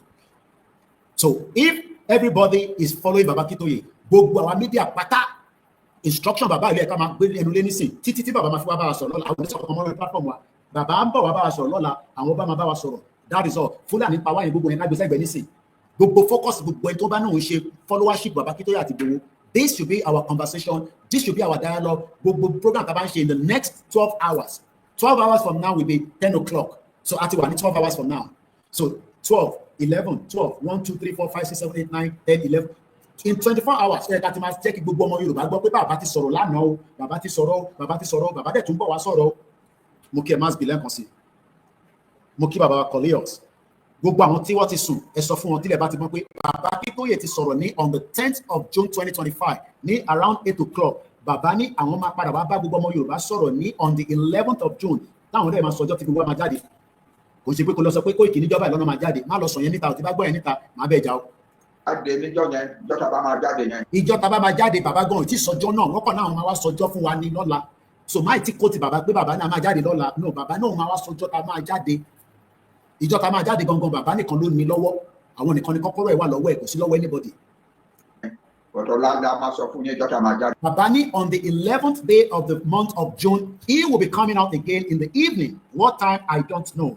What is he going to tell us? He'll be telling us why we should be preparing on a day like this. I don't know what day it's going to be. And if I take you back to what Igboho said in London, which is what I was already preparing before we had that crash. Some of what Igboho said, I want us to listen to it right now. Please share the program. I can cite you there. We are also on the MixLR. MixLR is like a radio station. It is cheaper for you to listen. And it is also available for many of you that are struggling to, let me stop the sharing and let's come back to my full screen. Now, I want us to listen to some of these videos that I said I prepared earlier. My name is Olami Koiki. As I say all the time, David Lamy cannot tell us what we're going to do. Well, to 20 years old, only by 50 years from now, in Nigeria, that means 70 years old. Yes, if you, I'm breaking it now like the youngest person to allow anyone. Thank you so much. About 400 people watching us now. We can push it up more. Share it, thumbs up. Many of you are watching, but you're not thumbsing up. We are not making money on this video. It's not about the money we're making. We're not making money on this video. We are telling millions of people that are not Yoruba why they must also prepare to exit Nigeria. Forget about what anybody's telling you about 2027. Nigeria does not need any 2027 right now. What we need is to finalize the dissolution of Nigeria. Final, peaceful. And that's exactly what we're going to be doing. 239 people are watching, but unfortunately, only 129 people have thumbs up. It doesn't help the algorithm to bring more people in. The more you also thumbs up, the more it recommends the video to somebody else. And you will still have the opportunity to phone in and join because I'm using the StreamYard. I will send the link out. But I want us to watch some of this video. This is Igboho in London when he came for the mega rally. Nigeria ni àwa yìí ẹ má jẹ́ ká nìkan ká máa dúró fún last president eléyìí tá a ṣe yìí láfíà àti bíbá yìí à ń lọ lu Nàìjíríà yìí gẹ́gẹ́ bí last president. Ẹgbọ́n tó sọ mẹ́yẹn ó ní after àti bíbá yìí tá a bá parí mega rally ti London à ń bọ̀ ní Nàìjíríà. But yes, a lot of things has happened before then. One of the biggest things that happened was we lost the wife of Baba Akintoye in December. That means that a lot of things had to be put back. Ẹ ṣáà lè fi ṣe rally nígbà tí the national leader tíyàwó wọn kú kò possible. Kọ́lọ̀ fọ́nù kẹ́ ìyàwó Julius Olúbùsọ́lá Akíntóyè kọ́lọ̀ bá wa dúró ti gbogbo àwọn ọmọ wọn àtàwọn ọmọ tó bí àtàwọn grandchildren rather. So what I'm trying to explain to us is that when Igboho came to London in October, part of what he said, I was able to catch this video back. And this video is good to be able to now tell us that Igboho saw, Baba Akintoye saw 60 million Yoruba people are preparing for it. Kò ṣe kó ṣe máa wá ní mo ò tí gbọ́. Ẹni tó bá tó wá sọ nísìnyí fáwọn ò tí gbọ́ pé a fẹ́ kúrò ní Nàìjíríà. Kò ṣọ̀rọ̀ rally, a fẹ́ kúrò ní Nàìjíríà. Á jẹ́ pé nìyẹn bí another planet ló wà. Ìjọba ta ló mú kí ẹ. Má tó wá sọ nísìnyí pé o ò tí gbọ́. Because by now, you know, I know that Nigeria was never meant to be one country. It is a collection of many countries, many nations. But the fraudulent British government and the British Empire decided to keep it going, and Baba Akintoye wants it to end. But there have been many obstacles. Like Bon Kotibo was Solen Consimbiba. Nigeria ni àwa yìí ẹ má jẹ́ kẹ́ni kankan mọ dúkòkò ló máa wú máa wú eléyìí tá a ṣe yìí láti àti bíbá yìí à ń lọ ọdún Nàìjíríà yìí gẹ́gẹ́ bí wọ́n bẹ̀rẹ̀ last president Nàìjíríà lẹ́yìn a máa bẹ̀rẹ̀ padà láti bẹ̀ tí nǹkan kan dẹ̀ ń ṣẹlẹ̀ ẹ̀yìn Nàìjíríà náà la wà yìí gbogbo àìsàn ọ̀pẹ Nàìjíríà ò lè wọ́ọ̀kù mọ́ sí kankan bẹ̀ mọ́ ohun tó kù náà fẹ́ pọ́nlá tọ́wọ́dà ti pọ́nlá tán wọ́n máa ṣe kí ni o ohun tó kù náà fẹ́ pọ́nlá tọ́wọ́dà ti pọ́nlá tán wọ́n máa break Yorùbá ní sán so ní ìṣẹ́jú kan ẹ jẹ́ kí a ṣàdúrà fún àwọn ọmọ wa àti àwọn brother. That was Igboho himself in London, telling us that the end of Nigeria is where we are right now. Mokia brother, my brother George. When Igboho came to London for that beautiful mega rally, he was giving police protection. We expect the same thing from the Nigerian government to give us every protection. And I assume and I believe they will do so. But my instinct is telling me that they are not going to do so. Because we've seen it before. Peaceful mega rally has become blood. But one thing is that we will not be scared and we will not be intimidated. Mukiawa Kemi Bilo, Ganelo, good evening. We will not be scared and we will not be intimidated. 60 million people cannot be killed. It's possible. There might be attack on us, but we would not be lent on our quest and our right to self-determination. What we are asking for is exactly what the indigenous people have been prior before the British decided to switch everything for their own selfish gain. The right to self-determination will be respected and must be respected. It's not begging. We are not begging for our freedom. We are not begging for this freedom. We will take this freedom even with our last blood. Nobody's begging for it. Freedom, you know. We will take it. And if they're not going to give it to us peacefully, we would have to still take it. We will take it.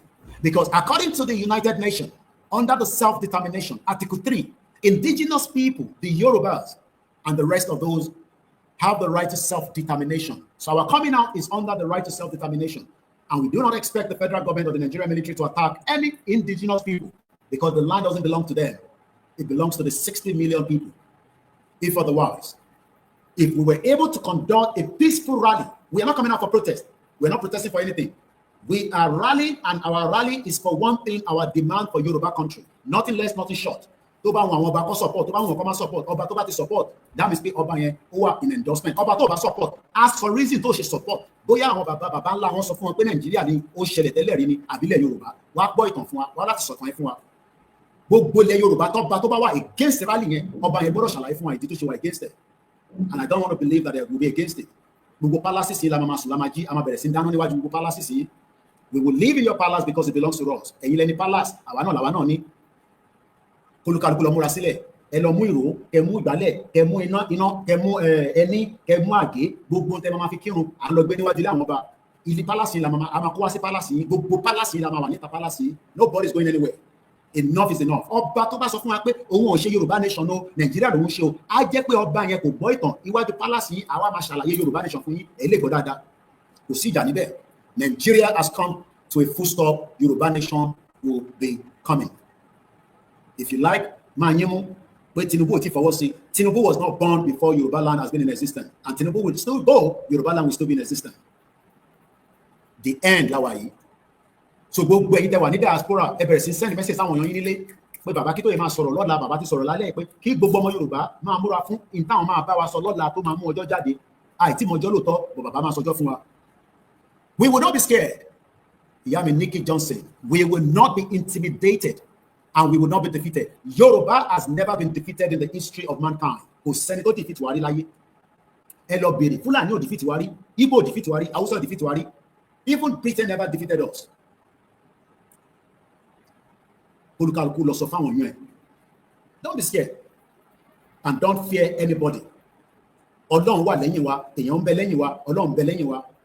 Ìgbòho ń bẹ lẹ́yìn wa, Bàbá Akintoye ń bẹ lẹ́yìn wa, gbogbo àwọn leaders wa ń bẹ lẹ́yìn wa, Ìyá Jagun ń bẹ lẹ́yìn wa, gbogbo àwọn mothers pátá, gbogbo àwọn abiyamọ ẹ ní wà worried nítorí pé gbogbo àwọn ìyá tó wà ní abroad yẹn gbogbo wọn lọ́mọ sùn síwájú embassy ní London, l'Amẹ́ríkà, ní Canada, ẹ ríran wò, wọn ò ní rírọ̀ ẹ̀rí.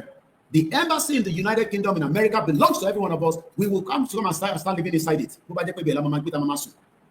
If you are the nearest African country, start preparing to come back home and join the biggest exit of Yoruba people out of Nigeria.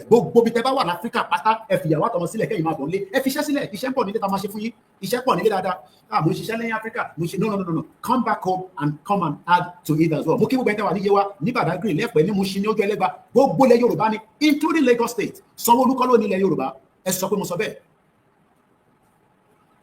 So self-determination under Article 3. Indigenous people have the right to self-determination, but the virtue of that right, they are freely determining their political status, not APC, not PDP, not LP, criminals, politicians. Mukia Miola Jirikoka. Very good evening and welcome once again. Mukia Elizabeth Adesoya, Yawa Olajirikoka Namaki. We love this stream yard. It has given us exactly what we want. Unfortunately, we couldn't start our Twitter space. Maybe I should try it again. We are very strict to Ani Amoto Shele. And we have run almost 2 hours. Let me give it a shot. Go again. Let's listen to another part of what Igboho says during his London event. What's your cover? I'm going to take salute. No. Move now. That's it.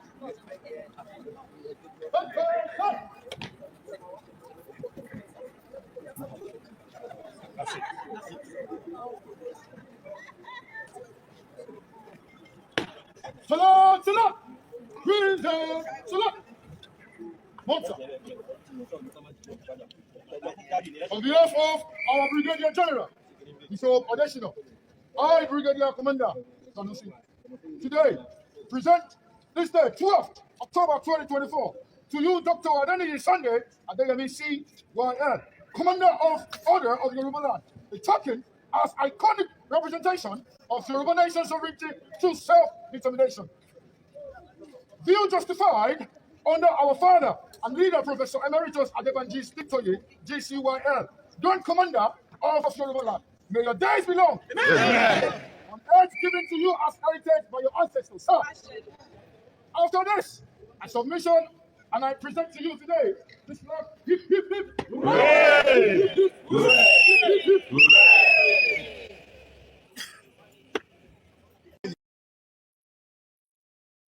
Moki Bishop Adesina. It was the brain behind what you've just watched. Maybe we never told you before. I will not tell you how much it cost him. Baba send owó wá láti Nigeria nílẹ̀ Yorùbá sí London for this particular people that you saw that came to give Igboho the salute on behalf of Baba Akintoye. Ìyẹn mo ṣe ní gbogbo wa la ní role tá à ń play. So thank you so much, Bishop Adesina, the Yoruba man, the financial advisor for the Yoruba nation. We are grateful. He did this without even telling anybody. All I just told was, some people are going to call you Mr. Koiki. Just direct them how and what you want them to do. I have given them all the instruction. I'm about video and see. Tonight, maybe some of you are hearing it for the very first time. Our Yoruba Nation team for Bishop Adesina. Bishop Adesina, I know how much he spent, but I will leave that out of the broadcast tonight. But think about it. For somebody to transfer equivalent of pound sterling from Yoruba land, I know how much they charge him because I want him to be not a surprise. Bishop Adesina, whatever the price, he will make the payment, and he did as he said. Bishop Adesina, yes, that man, to man Timo Padeni, Africa, like interview. I want to sanwó fún àwọn arákùnrin tó wà. Àwọn tó wà, they are more than 10. Emma, imagine, and they came as far from Manchester. I will leave it like that. Gbogbo wa la ń play role wa, má wa play role kó fẹ́ fi bàtà ayé tẹlòmíì jẹ́ nínú movement yìí torí o mọ pa tó ń kó ní background. Mo kí Gbẹ̀du, mo kí gbogbo ọmọ Yorùbá, mo kí àwọn Ìgbòho committee tó tún travel lọ sí Germany, mo kí àwọn tó wà ní Belfast, mo kí àwọn tó wà ní Manchester olórí Èkó, mo kí gbogbo ọmọ Yorùbá, mo kí Alhaji, mo kí gbogbo ẹ̀yin tẹ́ wá náà láti outside Dublin, gbogbo kíbi tẹ́ ti wá. Mo dúpẹ́ lọ́wọ́ Bishop Adesina. Ẹ jẹ́ ká gbọ́ fídíò yẹn lẹ́ẹ̀kan sí. What's your cover? I'm going to take salute. No. Move now.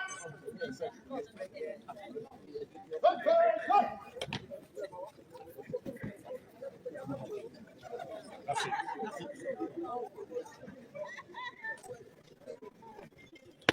Salat, salat. Salat. Monza. On behalf of our Brigadier General, Bishop Odeshino, I, Brigadier Commander Sanusi, today present this day, 12th October 2024, to you, Dr. Adeni Sunday, Adeyemi C.Y.L., Commander of Order of Yoruba Land, a token as iconic representation of Yoruba Nation's sovereignty to self-determination. View justified under our father and leader, Professor Emeritus Banji Akintoye JCYL, Joint Commander of Yoruba Land. May your days be long. Amen. On earth given to you as heritage by your ancestors. Sir. After this, I submission and I present to you today this flag. Hip, hip, hip. Hooray!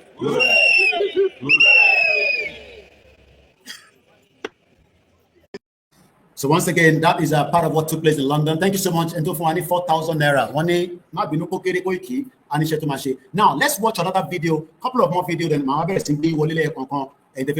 please share the program and invite Mokiwa back in Timwa. This is how Igbo led the rally. One of the most peaceful rally that any African, not to talk about Nigeria, Benny, because we did what many Africans have not done before. We are grateful to all the committees that work around the clock, especially one committee that called Igbo Committee. There are many of them inside that committee. I can't name every one of them, but we are grateful for everybody. And everybody that played all the role. This is how Igbo started leading us out of the BBC headquarters straight to number 10 Downing Street, where we delivered the letter. Prime Minister of England and the United Nations, because we are ready to leave Nigeria. So after this rally, we are going back to Nigeria. Yes. After this rally, I promise you, I will to Nigeria. My Yoruba people in Nigeria. I am the Sunday Adeni. Osha! Osha! What do you say? Osha! I fear only God. Yes. After this, my document delivered to this country. I'm coming back to my land. Yes. After I delivered this letter, I sent it in Mokia brother Midada. Welcome to the program. I just show Nibaje, Ejo, Lola, Elaba Matitiso, we Baba to my Baba Sorola, Leola, Eba she short video Lelori, we Baba Ma she video Lola, another program, Mawala Leola, I see more time. Nínú ẹni bàbá máa wá sọjọ́ tí gbogbo wa máa jáde bàbá dẹ̀ ní ká wá aṣọ funfun I'm sure pé iná ti gbọ́ ohun bàbá lálẹ́ eléyìí tá a sọ nígbà tó lóye wá sí London but eléyìí tẹ̀kọ́ ni mo kọ́kọ́ fẹ́ play eléyìí mo kọ́kọ́ fẹ́ ká play ká wá play eléyìí tí mo play lọ́wọ́ nísìn. This is how Igboho led the rally in London.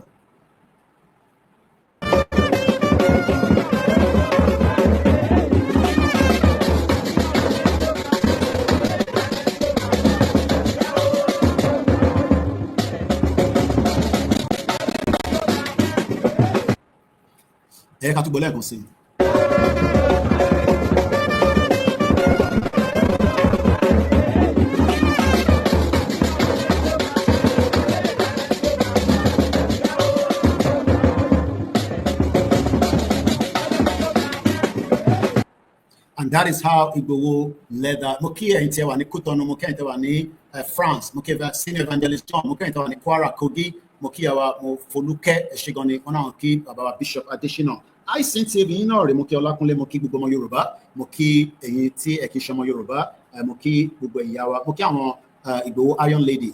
We lost one of our sister, a mother. She died in Lagos yesterday. Last night, I was told, somewhere in Bariga. At if details the Sita Tabare don't support one or my body and Losikiti Lola Lagbaro long, Equimeka Fini number, and what to get planning committee, the body and Shema move Lati, Polosi Ekiti, Olokoba for region.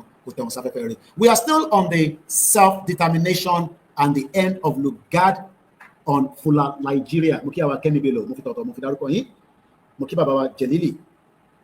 Mokiba Tajudin, long live to Sunday Adeyemo Igboho, Mokibo going Patapatan on the Mori comment. I'm going to you can continue to see. But let's listen to the last video and Ashimatu go analysis Baba before the end of the program so that Abare don't need to so let our people Yoruba know that they are ready to go. Yes. This time is not the first time. I swear, this time is not last time. Because only God can kill us. Nigerian government can kill Yoruba. There are more than 80 people that make. Nigerian government cannot kill Babami IB face for real. Greetings to you, Eshegoni, on Instagram. If I didn't mention your name, Emma Fishibino, Moki Lion, Alagbara, Amzat, on Ekweto, Ile Yoruba, not going back. Moki Baba Remilekun, Akimomi. You had it go there. How possible? 60 million Yoruba people cannot be killed. Time doesn't matter. All we need is the declaration. And I agree with you as well. I seen TV, so I'm going to bring a link out. All you have to do is follow that link, and then you can come in and have 80 million. 80 million. 80 million. So then, I know myself as a Yoruba man. Under percent Yoruba. Like all my Igbo. So today, it's not a joking day. Because we are ready to deliver this document. Yes. Then I know. And we have delivered that letter, and everybody doesn't know what is in that letter. But that letter is part of the end of Nigeria. So I've sent a link out. Our telephone number, my link can sit at phone. If you join link, if you join the link, you don't have to put on your camera if you don't want to. But at least it's important about voice. So that gives us the opportunity to also, have your views, what you want to say, your advice, your feedback. But most importantly, the Yoruba people, 60 million, are now deciding their fate. At 12 noon, àwọn bàbá máa bá wa sọ̀rọ̀ ní kí our comfort òtítọ́jú, mo kí our comfort ológunjà, mo kí our gbémilékè, mo kí Ṣẹ́gun Honorable, mo kí gbogbo bàbá mi Lukman Ọláìdé, mo kí Miracle Oyèkẹ́mi, mo kí yín, Táyé Ọláìwọlá, mo kí yín o, Àkàndé Túnmiṣe, mo kí yín, mo kí bàbá wa Dègún, ẹni kí ni time, well, ẹ jẹ́ ká ní sùúrù fún bàbá kó wá bá sọ̀rọ̀ lọ́la. So, if you want to join now, this is where you can come in. It has been a special announcement from Baba Akintoye, and now it is for you now to also come and join the studio. Click your link, that links bring you into the studio. I will then have you on. You can add your own input, your own message, your own voice. Back end team, they're working around the clock. It hasn't been easy with the little resources that we have. A support to Ifeanyi, your financial support so that we can do it. Also, remember to support all the groups and most importantly, the YSDM as well. Tabari and Tofi Darapomawa, click your link in Agbewa and I can add you straight into it. What we are fighting for is under the Article 3 of the indigenous people. Am I going to come to Britain fi wá gbalẹ̀ mọ́ wa lọ́wọ́, wọ́n sọ pé náà báyìí ní ká gbà o. Wọ́n sọ pé náà báyìí la máa gbà. They just decided to join us together without any proper consultation. We have done what they call a full consultation for 3 to 5 years. Actually, going to maintain support to our pounds, whatever you can give us. I need the pounds, no, I need the naira, so that we can be able to do as many things. Most of funny London, but for me between now, so that Mali arrange a team in London, connect. I did a mistake. I should have made this announcement some few weeks back. I have some London. I need different sizes. But then extra luggage. So, but I can't about extra luggage. But apparently, I didn't do extra luggage. So, but on flag, she was a Tobani flag. One can away. Shakiro as this Muki. So, Muki Bugualen can say. And the telephone number to the studio is I'm a pin number. I'm a pin our comments. So, I can't only telephone number here. So that and Toba Fekwe, Kewaba Dasi, in 13 Sobolata, Rati, Interbolenu Baba.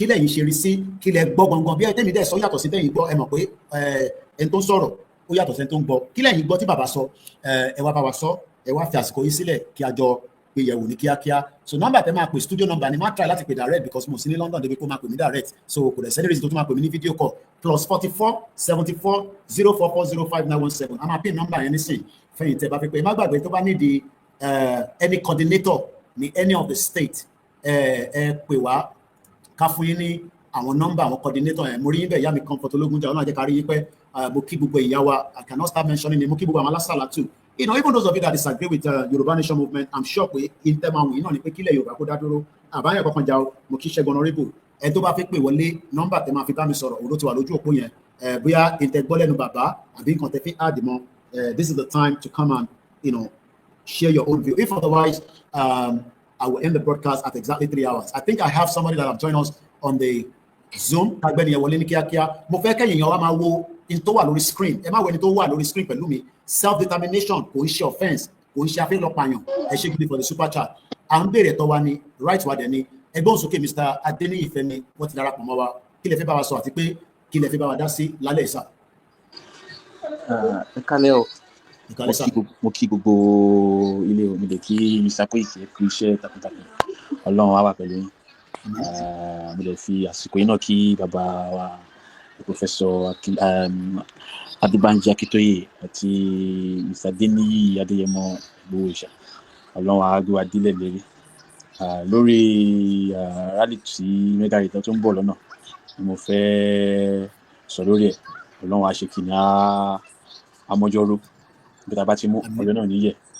Gbogbo nǹkan tí ó bá dẹ́kù tí yẹ ká ṣe mo mọ̀ pé pẹ̀lú ìrànlọ́wọ́ Ọlọ́run àti Mr. Koiki àti gbogbo àwọn mídíà tó kù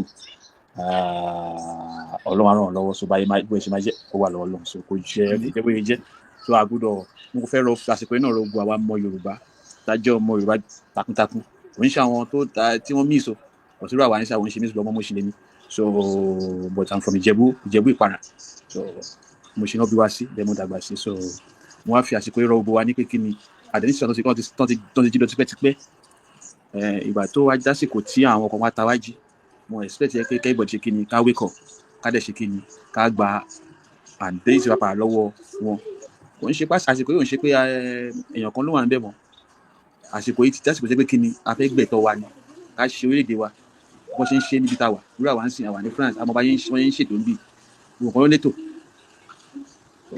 mo rọ gbogbo ọmọ Yorùbá nílé tó kù kájọ ká support pẹ̀lú nǹkan tá a bá ní pẹ̀lú ara pẹ̀lú ẹ̀mí pẹ̀lú anything ká support kí rally yẹn kó lè ṣe kíni kó lè wá sí ìmúṣẹ àní ká lè dé ilẹ̀ lérí wa Ọlọ́run tó wà lókè tó dá òun àti ayé á ràn gbogbo wa lọ́wọ́ ìsàkóyè ẹ̀dẹ̀kú iṣẹ́ takuntakun Ọlọ́run wà pẹ̀lú yín àti Ìgbòho-Òòṣà bàbá àti bàbá wa Akintoye Ọlọ́run á mẹ́mí gùn ẹ̀kọ́ wa délẹ̀ lérí o gbogbo ẹ̀yin ṣíṣẹ́ tó kù ẹ̀yin mídíà náà tó kù náà masbi mo kí yín o ìyá madam tó wà ní Germany wọ́n lè kọ́ yèyé dára and tó wà ní America or Canada Yorùbá wuyì Ọlọ́run wà pẹ̀lú ogun gbogbo apátápátá Ọlọ́run wà pẹ̀lú àgọ́ àjọ délẹ̀ lérí because like we can't wait láti jẹ́ kí Yorùbá nation yẹn kó tiẹ̀ kó come to reality kárí wọ́n máa sọ lẹ́yìn wa because we guys be tired kò ń ṣe nǹkan tí a gbọ́dọ̀ máa mílíọ̀nù máa sọ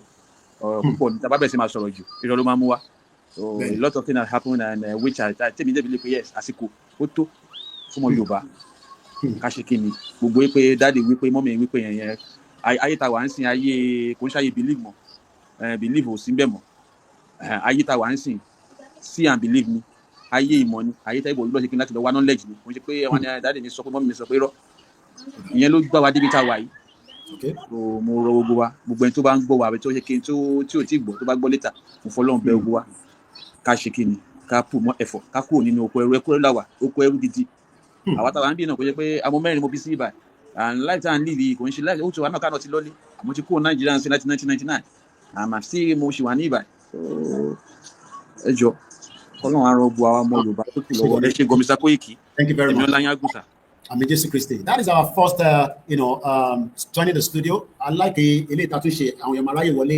Ẹ jẹ́ ká lọ sọ́dọ̀ Mr. Ọlákúnlé pàtó wa máa gbé bàbá wa Ọlámilékan wọlé. Mr. Ọlákúnlé ẹ jẹ́ agbọ́ látọ̀dọ̀ yín. Mo kí ìyàwó Sàká, mo rí yín lẹ́ẹ̀kan bẹ́ẹ̀. Mo kí Mr. Adéwálé Venture, mo kí wà látà lórí ẹbí. Mo kí ìyàwó Ọmọbọ́láńlé Sàká, ẹ bá ń kí gbogbo àwọn ìyá lọ́jà, ẹ bá máa sọ fún wọn pé àsìkò yẹn náà ti ń súnmọ́ bọ̀ o. Yorùbá nation no going back. Ẹ bá gbọ́n sókè Mr. Ọlákúnlé. Ní àkọ́kọ́, mo kí bàbá wa alànà Professor Banji Akintoye Ọlọ́run ọba aláàánú jùlọ a máa fi ìṣọ́ àtàbọ̀ ẹ̀ a máa fi ìṣọ́ wọn lágbára Ọlọ́run. Mo dẹ̀ kí bàbá wa náà olóyè Adéyẹmọ Sunday Ìgbòho-Òòṣà Ọlọ́run a máa fún wọn lókun àtagbára wọ́n máa gbé wa dé ilẹ̀ rí láṣẹ Èdùmàrè. Mo dẹ̀ yàbàrà mo kí Mr. Ọláyọmí Koiki náà fún iṣẹ́ takuntakun tí ẹ̀ ń ṣe àlàáfíà ara yàn ní fíafíà lágbára Ọlọ́run gbogbo wa náà la máa délẹ̀ lérí láṣẹ Èdùmàrè. Ọ̀rọ̀ mi ò ní pọ̀ mo kàn fẹ́ bá àwọn ọmọ Yorùbá sọ ọ̀rọ̀ kékeré ni ṣe rí àsìkò tá a wà yìí kò kí ń ṣe àsìkò tí a máa bẹ̀rù rárá kò sí bẹ̀rù kankan nítorí ìlú tí à ń sọ yìí náà ìlú yẹn ó ti ṣe jàǹbá fún wa púpọ̀ àwọn ọmọ aládé ni wọ́n ń pè wá àwọn ọmọ aládé gan àwa gan ti wá ń di àlèmájìrì lọ díẹ̀díẹ̀ tẹ bá rí àwọn èèyàn wá ń lé àánú àṣeyín kódà oúnjẹ méjì gan a lè jẹ dépòdépò oúnjẹ mẹ́ta lójúmọ́ kò ń ṣe irúgbèsè ayé tá a fẹ́ máa gbé lọ nìyẹn adẹ̀dúpẹ́ ní ọwọ́ Ọlọ́run pé Ọlọ́run ọba láàánú jùlọ ó fún wa ní àǹfààní láti fún bàbá Ìlànà tí wọ́n jẹ́ aṣíwájú wa nínú ìrìn àjò yìí. Ṣé rí, ẹ má jẹ́ ká rẹ̀wẹ̀sì. Ẹ rí tí bàbá wa tó bá ti jáde, tí wọ́n bá ti sọ pé bàbá Ìlànà jáde, ẹ jẹ́ kí gbogbo wa níbikíbi tá a bá wà gẹ́gẹ́ bó ṣe sọ, ẹ jẹ́ ká jáde. Ọmọ Yorùbá kì í ṣojú o, bẹ́ẹ̀ ni aṣíwájú dẹ̀ ni wa. Ẹ jẹ́ ká gbé ògo adúláwọ̀ yẹn tó wà nínú anthem wa, ẹ jẹ́ ká gbé yọ. Kò sí nǹkan táwọn pípọ̀ yìí fẹ́ ṣe fún wa, èèyàn náà ni wọ́n, ẹlẹ́ran ara bíi tiwa náà ni wọ́n. So ẹ jẹ́ ká má fòyà, ẹ jẹ́ ká má fòyà, ẹ̀tọ́ wa ni. A mọ nǹkan tí wọ́n lè ṣe, ṣùgbọ́n ẹ jẹ́ kí wọ́n bá wa náà lákọ̀. So yẹn Ọlọ́run bá láàánú jùlọ á dẹ̀ mú wa dé ilẹ̀ lérí, àti dé ilẹ̀ lérí already. So yẹn Ọlọ́run bá á bá wa á dé lágbára Ọlọ́run. Ẹnì kankan nínú wa dẹ̀kẹ̀rẹ̀ wọn ní fi ṣàwátì láṣẹ Èdùmàrè. Ọ̀rọ̀ mi ò jù bẹ́ẹ̀ ẹ ṣé. Mo dúpẹ́ mo kí bàbá wa Ṣẹ́gun Honorable wọ́n fi nǹkan ńláńlá wọ́n fi ránṣẹ́ sí ọ, wọ́n ní ká fi kún owó iṣẹ́ tá à ń ṣe lọ nínú iléeṣẹ́ wa, bẹ́ẹ̀ ni gbogbo ẹ̀yin tí ẹ ti ṣe àtẹ̀yìntẹ́ ti ṣe tẹ́lẹ̀ àtẹ̀yìntẹ́ ti ṣe rí, gbogbo iná ni mo dúpẹ́ lọ́wọ́. Ẹ jẹ́ lọ sọ́dọ̀ brọ́dà mi Ọlámilékan ká gbé àwọn náà wọlé káwọn náà wá bá wa sọ̀rọ̀. Mo kí bàbá wa tó bá wa sọ̀rọ̀ tán, bàbá wa Ọlákúnlé. Brọ́dà mi Ọlámilékan ẹ ti wọlé sà, ẹ jẹ́ àgbọ́ látọ̀dọ̀ yín. Ẹ gbé máìkì síta, ó rà kó ṣe wà muted, àgbọ̀ yín. Kò jáde, kò tí jáde. Ṣé laptop lẹ́nu àbí fóònù? Ok, bí ẹ wá tún padà wọlé. Ẹ jẹ́ ká lọ gbé Mr. Amọ̀fẹ́. Hello. Hello sir. Abániṣe, ẹgbọ́n sókè sá. Yes sir. Ẹ ṣé mo dúpẹ́. Onílé mi kọ́kọ́ fi wọlé ẹ̀gbẹ́ mi. Mo mọ̀ yín sà. Ó ní lẹ́yìn òkùnkùn biribiri kí ilẹ̀ ń wí ná, ọmọ Yorùbá. Kí ló ṣẹlẹ̀ o tó ṣùpá bá ti ràn?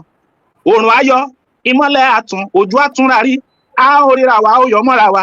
Kí àǹfààní onísọjí tí ó lè ṣe sọjí?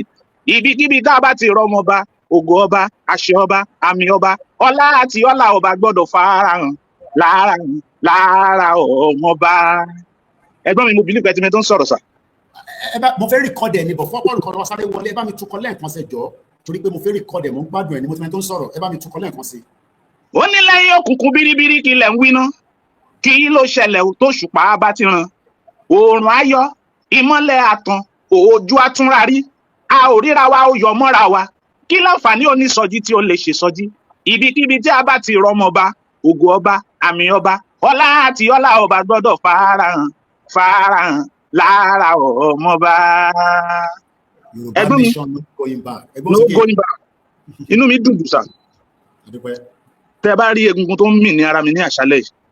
In fact, ara mi gbọ̀n látàárọ̀ ó fẹ́ mẹ́hẹ̀ Ọlọ́run ló yọ mí.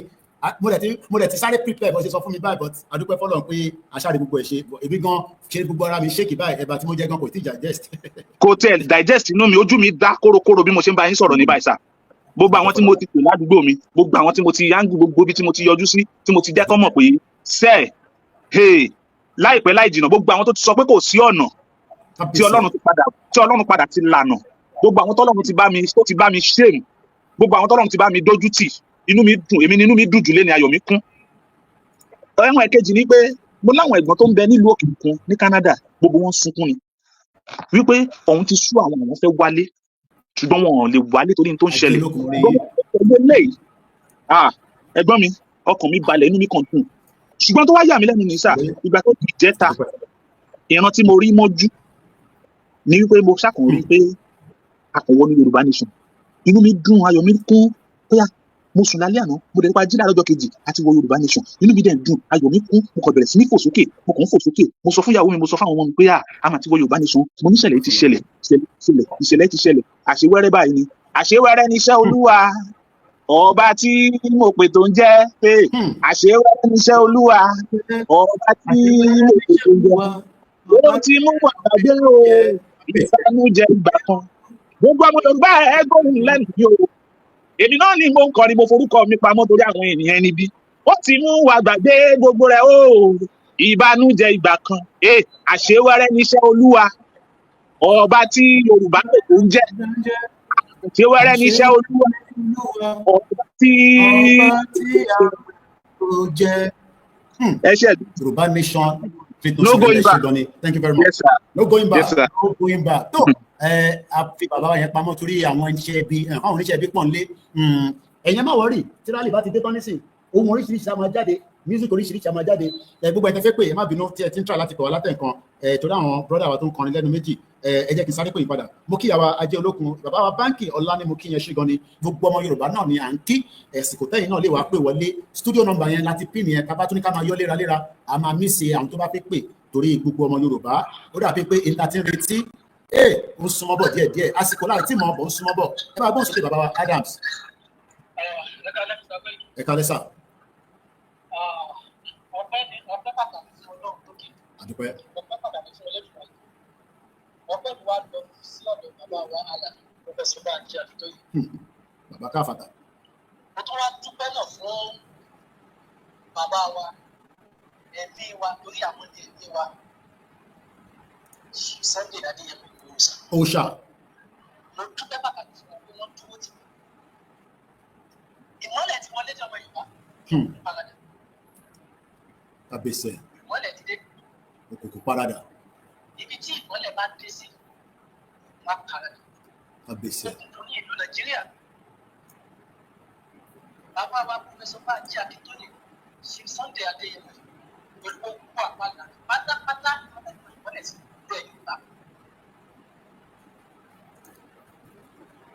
ìwọ dáhùn ìwà lẹ́yìn kì í ṣe lé o kì í ṣàṣìkò tẹ́ máa pè é dákìlẹ̀ lóyún tó bá lè bẹ́ẹ̀kì ẹ̀ láti kẹ́tì tó bá lè bẹ́ẹ̀kì ẹ̀ owó ẹ̀ pèsè kì í ṣàṣìkò tó láwàá yìí o láti èdè lọ akin ọmọ akin tó ń pè wáyé ẹ ká gbé wà báyìí. Síkà tó pọ̀ tí ó kù. Kábíyèsí. Gbogbo ọ̀rọ̀ tá a bá tún sọ lẹ́nìí lọ́la síkà tó lè jí padà. Pé káàdùn para. Kò sí ẹ̀kọ́ méjì kan tá a fẹ́ fúnra wa. Kò sí ọ̀rọ̀ tá a fẹ́ sàlàyé fúnra wa mọ́. Káàdùn para jẹ. Dúpẹ́ fọlọ́. Ẹ lọ sọ fún àwọn èèyàn yìí. Wọ́n wà níbi iṣẹ́ ọlọ́pàá. Ẹ sọ fún àwọn èèyàn yìí wọ́n wà ní bọ́tọ̀. Ẹ sọ fún àwọn èèyàn yìí tó wà ní immigration. Wọ́n sọ ara wọn kìtì. Ó wà pé àti bọ́dà làwọn àti máa lò wá. Wọ́n sọ ara wọn, àwọn Yorùbá fẹ́ wọlé o. Kábíyèsí. Àwọn Yorùbá fẹ́ wọlé o. Ẹ sọ fún wọn kìtì. Ọba Akíyí o, ajá pẹ́ lórí. Àbí? Bàbá pẹ́ lẹ́sẹ̀ o. Ìdí tẹ̀ fi jẹ́ ọba. Tàwa gbé lórí àṣì gbé àpẹẹrẹ yẹn àṣì ìbọ̀ ìdè. Ẹ ní kẹ̀kẹ́ o. Ó gbọ́ balẹ̀ Yorùbá pátákẹ́ ẹ̀ ní kẹ̀kẹ́ o. Àbí o. Tó bá gbọ́ ọ̀tá àti sọ sí yín, ẹ̀ dáríjì wá. Ara ló ta wá jẹ́ ká máa sọ. Àsìkò ní tẹ́ ẹ máa fẹ́ nu parapọ̀ kẹsàn-án pàtì bàbá yìí. Ọ̀rọ̀ náà tún sọ pé a tún fi omi tútù sọ pé ẹnu wọn bá díẹ̀ tó kù ẹnu ìṣẹ́jú díẹ̀ tó kù yìí. Ẹ sì lè rí ìdarí dìgbà. Ẹ sì lè rí àánú ọmọ Yorùbá. Ẹ sì lè rí ojú ẹ lọ́wọ́ àgbà. Ẹ sì ẹ̀tọ́ yìí.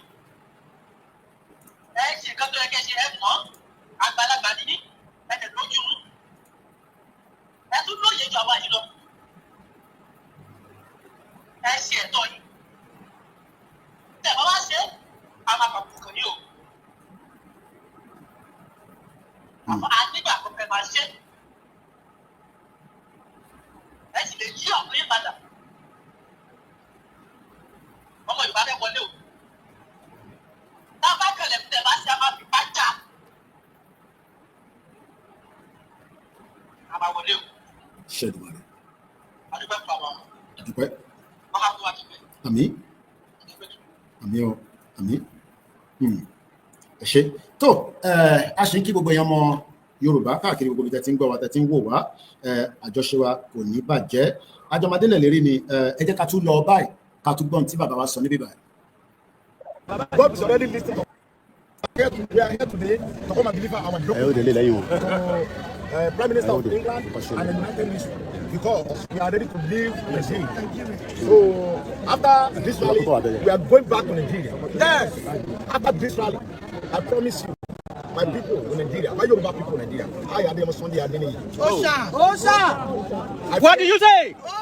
I fear only God. Yes. If you can say yeah, nobody can say no. Yeah. After this, my document delivered to this country, I'm coming back to my land. Yes. In good health. Let our people Yoruba know that they are ready to go. Yes. This time is not first time. I swear, this time is not the last time. Because only God can kill us. Nigeria government can kill all Yoruba. No. We are more than 80 people in that country. 80 million. We are under 80 million people. We are under 80 million in Nigeria. So then, I know myself as a Yoruba man. 100% Yoruba. All my brother, all my people. So today. Well, as we are still going forward, I want us to listen to today's. I'm coming back in a minute. I'm not been at a few minutes.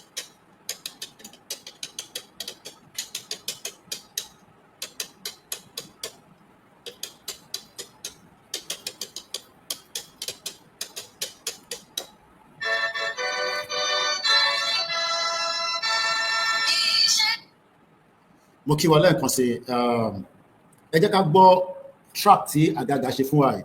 This is another powerful one as everybody is using their talent and whatever they have to help and promote the cause of the Yoruba nation. We are almost 3 hours and we're going to wind down, but for now, ẹ jẹ́ ká gbọ́ ilé mú bọ̀. No, that is not it.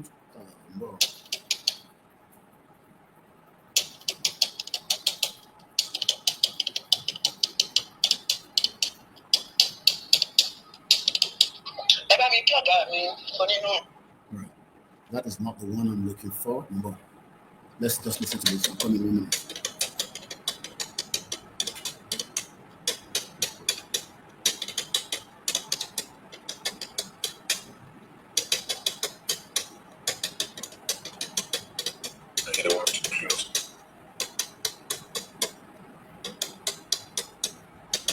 Good afternoon.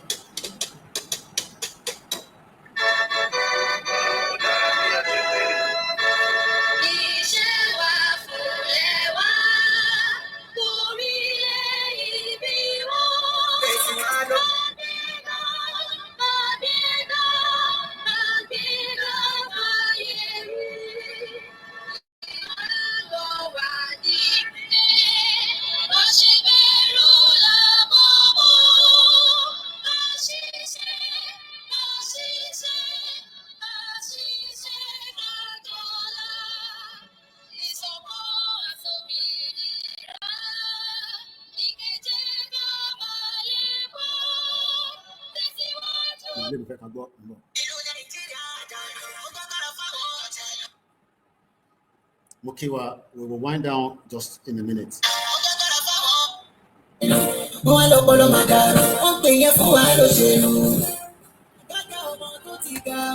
Eshegoni for the super chat, comrade Shegun, honorable. Mokiwa Lekon Sekale, as we are just 3 hours to the dots, I'd like to appreciate everyone. Let's use this to wind down the program.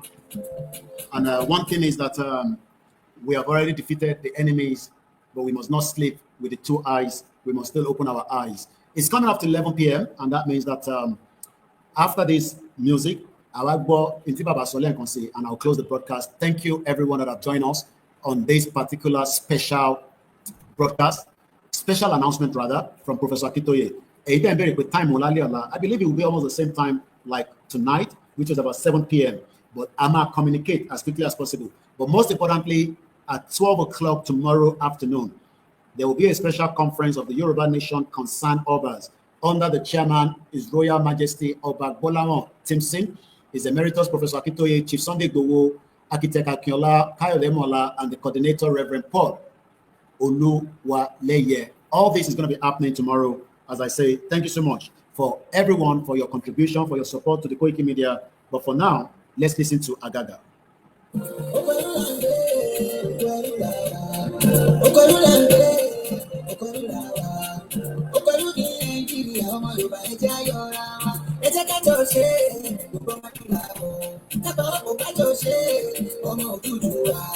Àjàlú ní Nàìjíríà ọmọ Yorùbá má jẹ́ ká gbọ́ra wa. Ẹ jẹ́ kára wa sílẹ̀ o, sátẹ̀tì yọra wa níbẹ̀ o. Ká kára wa sílẹ̀ o, Yorùbá nation ní solution. Àbúrò lọ́kùnkùn lè jẹ́ ká bọ́ sínú mọ́lẹ̀ ilẹ̀ Yorùbá wa. Àbúrò lọ́kùnkùn ká bọ́ sínú mọ́lẹ̀ ká lè bọ̀ nílá. We are fighting for referendum, just to get our freedom. Kàdìjọ́lọ́, yàgbá àpò kàdìjọ́lọ́. We are fighting for referendum, just to get our freedom. Kàdìjọ́lọ́, yàgbá àpò kàdìjọ́lọ́. Àwọn bá ń ṣe nílùú Nàìjíríà mọ́, Yorùbá nation là á fẹ́. A fẹ́ máa lọ sílùú tí wàrà tó yí wá o, Yorùbá nation là á fẹ́. Ìlú tó máa fún wa lábùdó pé Yorùbá nation là á fẹ́. Ìlú tó ti ṣètò ẹ̀kọ́ fẹ̀sílẹ̀ fún wa, Yorùbá nation là á fẹ́. Àníṣe máa wà lọ́pọ̀ yanturu. Ìmọ́lẹ̀ màdé a máa kúrò nínú òkun. Ìwòsàn tó péye ọ̀fẹ́ lábàdé. Àǹfààní tó yàgbá ń bẹ fún orílẹ̀-èdè wa. Pọ̀ lónìí jàgùrà tí òfin ní sí pé ebi ń pa wá mọ́. Táwọn akẹ́kọ̀ọ́ wa tán bá ṣe kàwé tán ẹsẹ̀kẹsẹ̀ la máa fún ọ níṣẹ́. Ẹ jẹ́ kára wa sílẹ̀ o, sátẹ̀kì yọra wa níbẹ̀ o.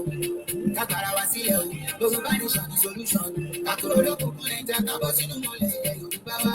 Ká kúrò lókùnkùn ká bọ́ sínú mọ́lẹ̀ ká lè gbòmìnira. Oko ẹrú là ń gbé, oko ẹrú là wà. Oko ẹrú là ń gbé. Mo kí ní gbogbo wa lẹ́ẹ̀kan sí pé ẹ ṣé gan ni tí ẹ darapọ̀ mọ́ wa lórí ìkànnì wa lálẹ́ yìí níbi tí bàbá wa ti láǹfààní àti bá gbogbo wa sọ̀rọ̀. Mo fẹ́ kí a tún ka èyí tí bàbá sọ ní ìgbà tó pè sórí ètò wa ní Koiki Media. Gbogbo wa rántí pé bàbá pè àwa ti gbé lọ sínú article Sahara Reporter náà ti lò ó àtàwọn mídíà tó kù mọ́ ń bọ̀. Ó pẹ̀lú ní Nàìjíríà ọmọ Yorùbá ẹ jẹ́ ayọ̀ra wa. Ẹ jẹ́ kájọ ṣe gbogbo máa dùn láwọ̀. Kẹ́kọ̀ọ́ ọ̀pọ̀ kájọ ṣe ọmọ Odùduwà. Àjàlú ní Nàìjíríà ọmọ Yorùbá má jẹ́ ká gbọ́ra wa. Mo ní ẹ máa jẹ́ ká gbọ́ra wa. Ẹ máa ká gbọ́ra wa, there is nothing called Nigeria, the end of Nigeria needs to happen. Maka tí bàbá sọ fún wa, it is important kẹ́ tẹ̀lé wa lórí koikimediainternationalnews.com. Lẹ́gbẹ̀ẹ́ ẹ ti rí Yorùbá people, you click on that, you can download the good news path to prosperity. Ẹ bá ti lọ sórí koikimediainternationalnews.com. Right there, you can see the section Yoruba people where you can download that manifesto. Níbẹ̀ náà láti sọ many news, but the ìtàpé sọ̀rọ̀ lé lórí. Some of the news are very saddening. Let's look at this. Many people fear death as the suspected herdsmen strike Benue community. What if among the victims was Sunday, a native of Odejo, a younger brother to a former chairman of Agatu local government. He was reportedly pied along Odugbeho Ogbelo Road. Sunday had been displaced in the earlier attack and was taking refuge. Chenoti brother Watimoni war attack ni Igbojaye. Wọ́n fún mi ní information lálẹ́ yìí. Ẹ jẹ́ sáré mú picture wọn wá pé ọlọ́pàá ti detain ẹ̀ after tí wọ́n náà attack Fúlàní tó fi pa lórí oko ẹ̀. I'm sure some of you remember this brother. Let me take out some of the stuff here quickly. I was shocked to my bone marrow nígbà tí wọ́n pè mí ní Canada. Let me stop the screen and then bring that quickly in.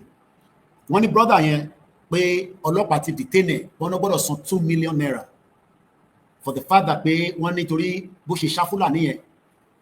That is his picture. I'm sure some of you remember him. Okay, I think I'm still struggling. Let me take some stuff out. I think I've got too many stuff here. Hey, wàhálà ṣẹlẹ̀ lé o. How can somebody come and attack you on your farm and you defend yourself and you will have to see prison? This is the brother. How many of you remember him? As I speak to you right now, he's been detained. Only cost on 2 million. And that is the message I got from Canada. I want to get community in Igbojaye. I'm sure some of you remember. Let me see if I can find that video. I'm sure some of you remember it because it's just, I don't understand. We can't continue like this. So the best bet is Day. Please do not hesitate. You just have to come out. We need to come out. Arákùnrin tẹ́ ń rí, tẹ́ bá rántí pé mo gbé fídíò wá, mo fẹ́ òbí àlèsáré rí fídíò yẹn bọ̀, ẹ jẹ́ ká máa gbọ́ àgàdà lọ bọ̀. Ká má máa tọra wa, pé tá a bá fi gbalẹ̀ Yorùbá, wọ́n máa gbẹ̀sìn wa lọ́wọ́ wa. A ò torí ẹ̀sìn dálẹ̀ Yorùbá sílẹ̀, ṣe nítorí pé ká lè kúrò lóko ẹrú. Tá a bá fẹ́ kúrò lóko ẹrú. Èyí tẹ́ ń gbọ́ mi tẹ́ ń fi support movement www.ysdm.org or tẹ́ wà ní UK tẹ́ ẹ ti darapọ̀ mọ́ the YSDM Europe. I am also in Mr. Malo or Mr. Kayode Emola tó jẹ́ the deputy. Tẹ́ bá ti darapọ̀ mọ́ wa náà níbẹ̀, gbogbo information tẹ́ ẹ ká mọ̀, a máa mọ̀ ní kíákíá. Kayode Emola is the one that is the deputy for the diaspora of the YSDM. Because Marie, sister, our me, how do I support and make payment to the Yoruba, movement as well? So even though the report is sending support from platform to now, as I get that video, like I said, these are part of the problem. Self-defense is not a crime, only in Nigeria. I was upset.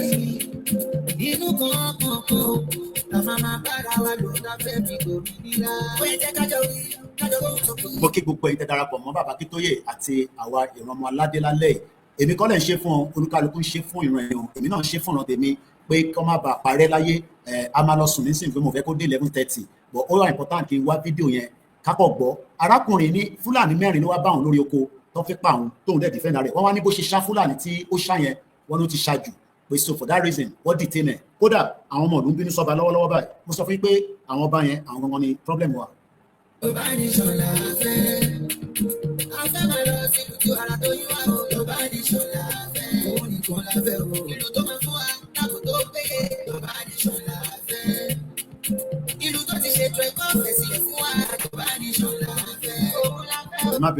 have too many collections of videos, but I'm quickly trying to see if I can find this particular one.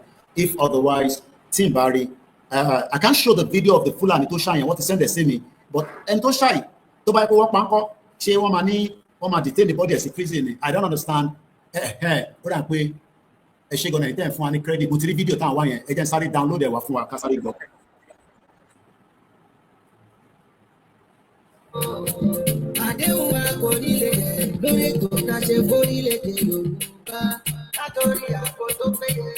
Ètò ẹ̀kọ́ ọ̀fẹ́, ètò ìlera ọ̀fẹ́, omi ẹ̀rọ tó kárí, títì tó lọ gẹ́gẹ́, ọ̀rọ̀ tó péye, ètò ọ̀sìn tó dára, iṣẹ́ fún àwọn ọ̀dọ́, ìtọ́jú fáwọn arúgbó wa, àti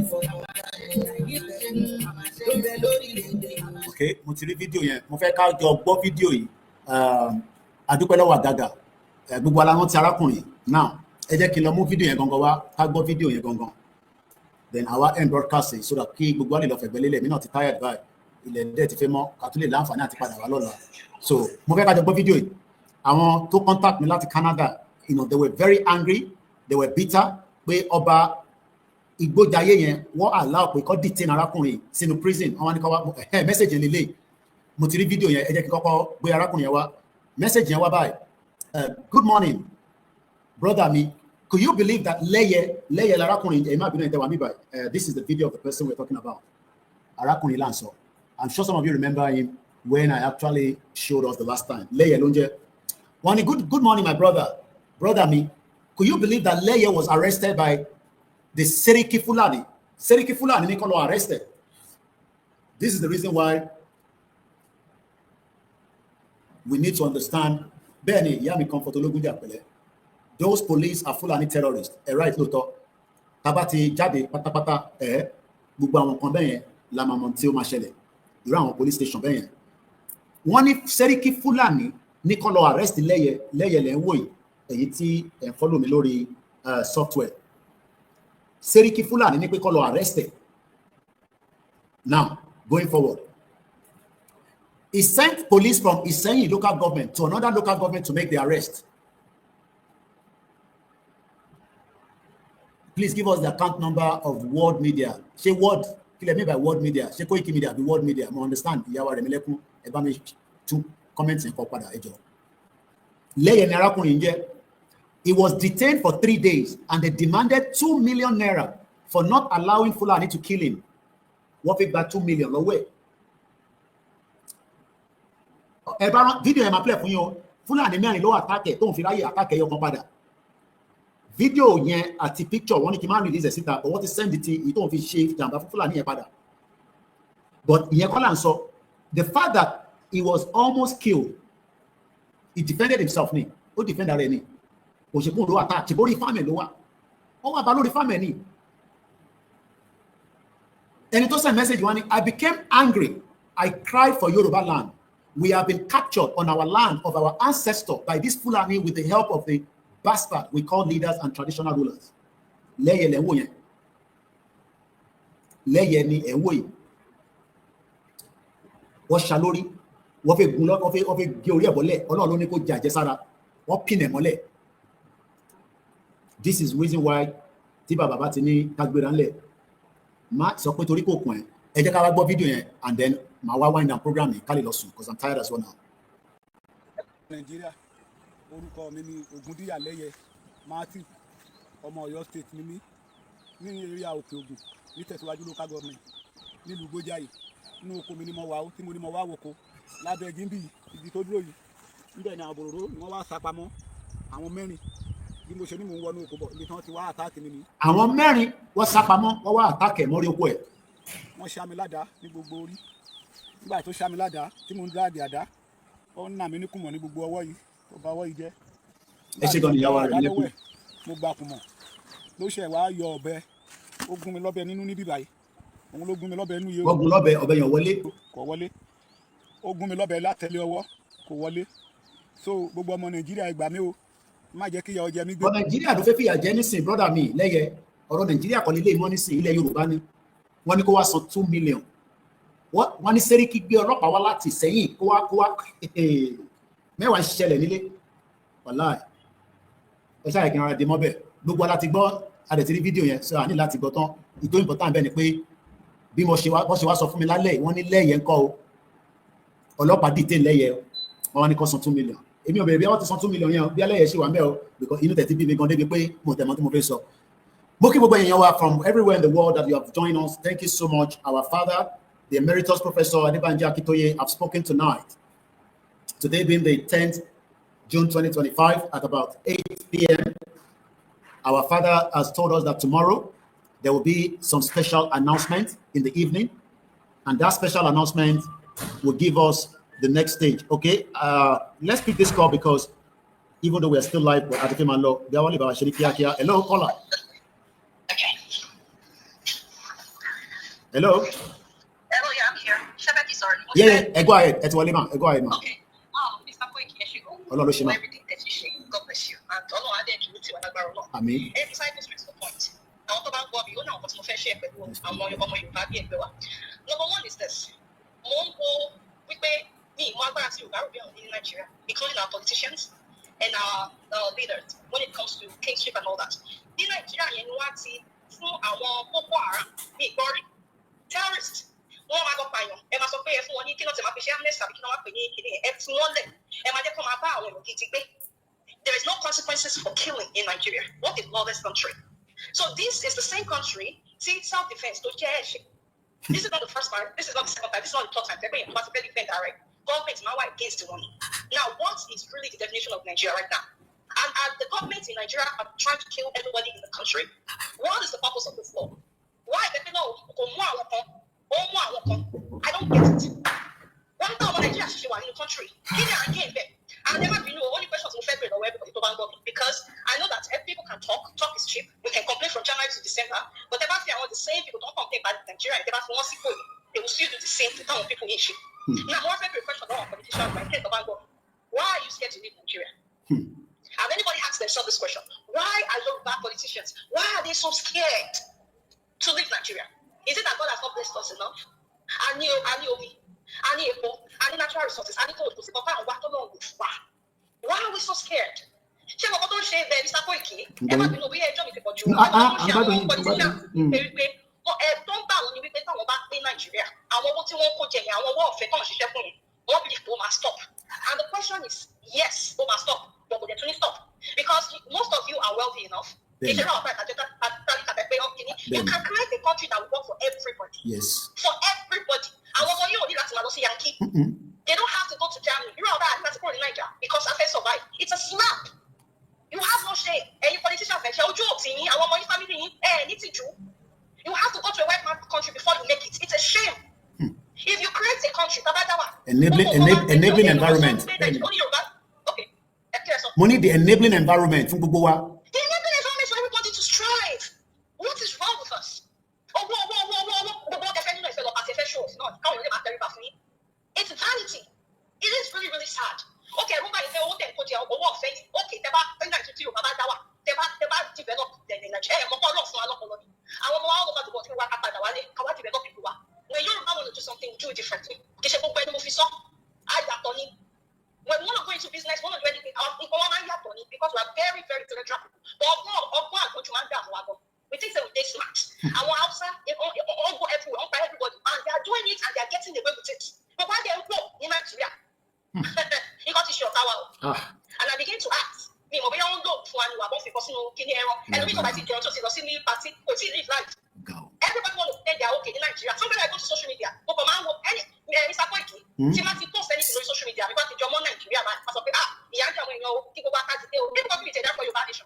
You will never see comments. I want to do money, and yet they post pictures of a fashionista. I'm a pretty girl, beautiful lady. The thing is, keep prioritize because they prioritize. If they are superficial, empty brains. I'm sorry, I'm not trying to be disrespectful, but they will come back. Oh, Mama, Corona, what you and say, do I even found mommy? If they get to comment, if you find your comment or anything, you can't create awareness of social media. They will not leave a comment. And you want to leave Nigeria, and you want Nigeria to work. Yeah, I am really, really angry. I'm happy to be something. I was watching a program. I want my people to post that. I want to be a regular people on the street. I don't want to use the word. But the people can also say, I want you guys to come and people. If they are our, if they should be government, should be Nigeria president. And what the people want to be everybody. And I don't want to talk about tribe right now because I want to face my people. We are Ottawa, in danger. Everybody talk for you, everybody talk for you, àwọn Igbo èmi lè dárúkọ wọn kí ní kàn mí pẹ̀lú wọn. Everybody talk for you lórí comment section. Gbogbo post ẹni pé everybody Facebook mi láàárọ̀ yìí. Ó máa wá attack wa bí àtẹ́pà wà ní problem wọn. Mr. Koiki, ẹnu ọkọ tó ń ṣe wọ́n ni wípé mo bá fara balẹ̀. Mo jẹ́ ọ̀gọ́dẹ́fà mo náà wọ́n rí kókò ní Amẹ́ríkà mi báyìí. Mo ṣẹ̀ṣẹ̀ wá rí pé lè bá àwọn people ṣe. No, kò possible àlè báwọn ṣe. I'm sad to say this, kò lè fi sọ. Even my mom, over it, Yanti is a big up one last year. Lórí fún ọ̀rọ̀ owó ilé, ọ̀fẹ́ owó ilé lọ́wọ́ ẹ̀. Because àwọn ọmọ ìfẹ́ ó dẹ̀ kò ṣáàtì ó dẹ̀ da ìtì Yanti ní orí ilé, ó bá ìtì láńlẹ́tì. Àti ìyá ọ̀dẹ́kọ̀ kò kì í sọ̀rọ̀, ó jẹ́ kò tí kò lápapọ̀ ń jà kó bínú ẹ̀mọ̀ wọ́n àwọn jẹ́ ti ọ̀tí máa ń ṣègbè àwọn jẹ́ Ibo bá ìtì láńlẹ́tì ẹ̀ ní Èkó. Yes. Because he was so directly àbúrò sí ìlẹ̀ tí ó ṣẹlẹ̀ sí o. Àti ìgbẹ́ mi àti ìyá ọ̀dẹ́kọ̀ kò kì í sọ̀rọ̀. Mo ní àti ní Ibo bá ọmọ ẹ̀ ṣọ̀wá lọ ọlọ́pàá gbé bọ̀bọ̀ yìí. Ibo ò tí ì di president. So ẹ jẹ́ ká understand pé Yorùbá ò ní ọ̀rẹ́. àlejò gbé no. Wọ́n lè wá gbé nílùú wa o lórí òfin wa wọ́n dẹ̀ gbọ́dọ̀ kọ Yorùbá torí àwọn náà máa ń kọ́ èdè tó bá lọ síbi tó ti sọ English. Ẹ bá rí tó fojú mi rí látàárọ̀ ẹni tó bá lọ Facebook mi mo bá wọn jà gidi láàárọ̀ yìí. I don't have problem with Biafra but àwọn Igbo yẹn ẹ̀rẹ̀ mọ́tò dẹ̀fà ni pé tẹ́ bá lọ́wọ́ Sahara Reporter tẹ́ mọ̀ pé wọ́n blog Ìgbòho lánàá pé Ìgbòho ṣì wà under problem. Mo wá bí pé ká ló ṣàwàlà mú Nnamdi Kanu ṣàwàlà sọ pé Nnamdi Kanu pé ibẹ̀ náà lẹ́ka Nnamdi Kanu why are you attacking us? Kí ni àwa ṣe fẹ́ yín? Mr. Koiki, inú mi dùn pé Igbo wọ́n ní ṣègbè àwọn jáde. No. Ever trust. Nígbà tí mo bọ́ ìlànà sọ pé wọ́n gba ìtì àǹtí mi, wọ́n dẹ̀ pé bí àwọn bá nǹkan mọ́ mi lórí. Ọmọ ìpè kì í má sí Nàìjíríà, kì í má we just have to go. We have to go our separate ways. No, we have to go our separate ways. So, Igbo ti di president Nigeria o. Ṣé Igbo kọ́kọ́ tí mo sọ lẹ́nu mi ò fi gba Igbo jẹ ṣùgbọ́n ẹ̀ka àgbàlẹ̀ kan mọ̀ kọ́ ṣe pé ní ọ̀rẹ́ o. Bẹ́ẹ̀ enemy là ń gbé àti gbogbo wọn àtòyìnbó àti America àti Japan àti ẹwà àwọn Chinese tó ń ẹ mọ̀ pé lálẹ́ ìmọ̀rí lórí EFCC American embassy tẹ̀ ló gbé jáde gbàtí wọ́n á click lórí ẹwà gbé mi lọ sọ́dọ̀ EFCC. Àwọn Chinese méjì dẹ̀ wọ́n wá mineral resources láàrin Èkó. Èmi kan tí mo jẹ́ ọmọ Èkó gan mọ̀ rí wa. Chinese alẹ́ ìmúṣẹ post yẹn lálẹ́. So we can't live together. We are within the enemies. Enemies to pọ̀jù. Mr. Koiki, kí bàbá ìfò lórí kò ṣe é tiẹ̀ sí ẹ̀. Kí Igbo dé àbí Hausa dé it will never. And the one thing Yorùbá ò kí notice pé tí president ọba ti kúrò tí mi bá ti wọ̀ wọ́n tún pariwo ìgbàyè lágbájá ṣì bẹ́ẹ̀ kájú ayé ìgbà iná o tí ẹ bá tún ti lọ. Tí Tinubu bá tún ṣe é tiẹ̀ sí ẹ̀ pé ó kúrò wọ́n tún pariwo ìgbàyè Tinubu ẹ jẹ́ ká má máa tanra wa. Nigeria cannot work. Bẹ́ẹ̀ni, that's our brother mi bẹ́ẹ̀ only our patience has come to an end. A ti ṣe sùúrù tó. And the forest ni pé àwọn tó ń jẹyà àtúbọ̀ they don't talk. They don't. Ìgbà tí wọ́n ti tẹ́kẹ̀ yà fún àwọn èèyàn wọn láti rí pé àwọn tó wà ní fọ́ọ̀sì gan sẹ́ẹ̀ tá lè máa fún wa ní gbogbo details tó bá bá wa sọ̀rọ̀ báyìí wọ́n náà Ẹ̀gbọ́n Koiki wọ́n ní kò sí nǹkan. Ṣé mọ̀ pé yàn kan sọ pé mi lánàá 23 years in service wọ́n ọ̀dẹ̀ san pension fún ọbẹ̀ ṣe bá ń sọ̀rọ̀ báyìí. Kódà wọ́n ní wọ́n fẹ́ lọ blọ́ọ̀kì Eagle Square bọ̀ wọ́n náà tún ti gbé wọn mọ́ra àwọn tó jẹ́ bí ẹ̀mọ̀ àwọn kọ́mítì tó máa gbé síwájú wọ́n náà fẹ́ àwọn pensioner àti military mo sọ yìí wọ́n pè mí láti báràkì ni ẹni kò sí training ó ní Mr. Koiki bàbá ni wọ́n ní sí yìí wọ́n ní kò sí training tí Nigerian government ọ̀rọ̀ àwọn lọ ṣe níta wọ́n ní pẹ̀lú ẹ̀ náà mo á rántí pé Tolúlọpọ̀ Rótìlé was trained to be the best helicopter combat pilot wọ́n dẹ̀ pa. So Nigeria train Yoruba people but they don't give them the opportunity to move forward. One man on training. Any Mr. Koiki only go see to want to training. America, Italy, Britain, everywhere. Only but right now, oh no. They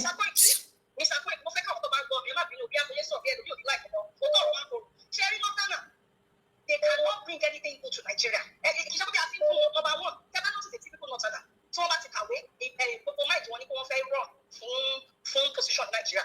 Mommy is one Northerner, American, by what she shepherd, and you take a child to back. The not tell money pay, who said, but I was seeing over short, forget to ship out, very little ship, all long bear, kidney ball, beer ball, making for streets. And you're talking with American was for you. So, yeah, what's Cherry, a normal Northerner, won't believe we bear on our control Nigeria. And 5 years of our leave, one man shall shake our shake one. Then over to Sherry, a typical matter over how to shake away. They prioritize religion more than humanity, and that is going to be a very big problem. And not time guy contract recently. Only this more maybe not to marry them to go back. Ben, Mori. Ben, you have to cut out. Yeah. Because it doesn't know. We should not come and count. The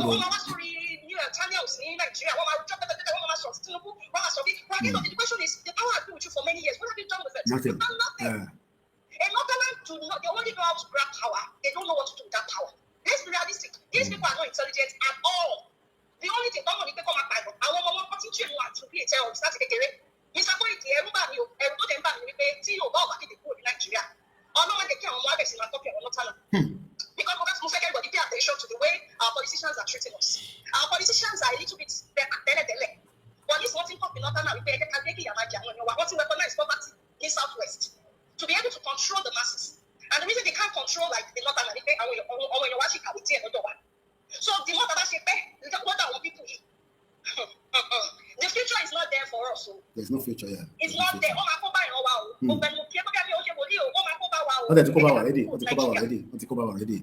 Wow. Because I just want to round this up.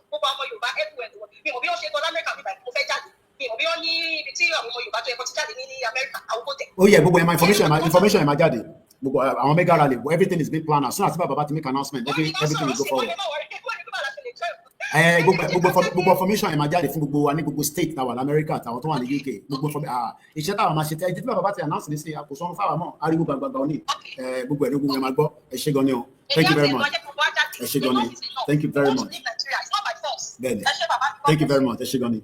Wow. Ẹ wò yá wa bó ṣe gbé ọ̀rọ̀ kalẹ̀. Mo kí ya mi comfort ológun jà wọ́n ní gbogbo agbọ́dọ̀ pariwo lórí ọ̀rọ̀ tí lẹ́yẹ yìí o wọ́n ṣe send message sí mi lálẹ́ yìí ni well I mean ọwọ́ ọ̀sán mi kan bí 4 o'clock ìyá wa tó send message yẹn mo ní sọ wọ́n wà lórí platform báyìí nísìn nígbà tí mo wá reply wọn mo ní what this country must collapse soon I thought you wanted no fi sọ yẹn so I am angry now mo ní kò tẹ̀ yé mi that was about 5 o'clock and at that time you know I think prepare fún broadcast baba but ọlọ́run jẹ́ kí lọ́la lágbára náà àmọ́ bá ṣe máa túbá àwọn sísá wa sọ̀rọ̀ bí a wá fún mi ní update bí a wá padà san 2 million yẹn o but wọ́n ní Sẹ́ríkì Fúlàní gbé ọlọ́pàá wá láti local government ní ìkọ́wá arrest arákùnrin ni ẹ bá ṣe kíákíá torí olóńgbọ́n ti fẹ́ máa pè mí báyìí ẹgbẹ́ òsókè yà wá ẹ ti wọlé ẹgbẹ́ òsókè network ẹ jẹ́ kájẹ́ káwọ̀ yà wá ìwọlé kí wọ́n bá wa sọ̀rọ̀ ká tó máa wá tẹ̀síwájú mo kí safety domain for the super chat ẹgbẹ́ òsókè yà wá. Yes, ó ní kí sáré dákẹ́ tó ní kí tó sùn ẹ̀kọ́ ètò so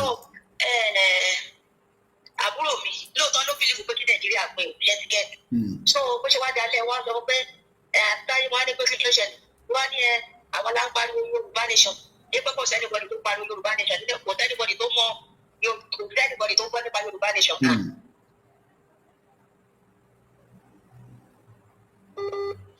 mo kí àwa Ìyábọ̀dé Sunday ẹ ṣé gan ni mo ti rí mẹ́sẹ̀gì yín fún support yín ẹgbọ́n sókè yà wá mo ń gbọ́ yín.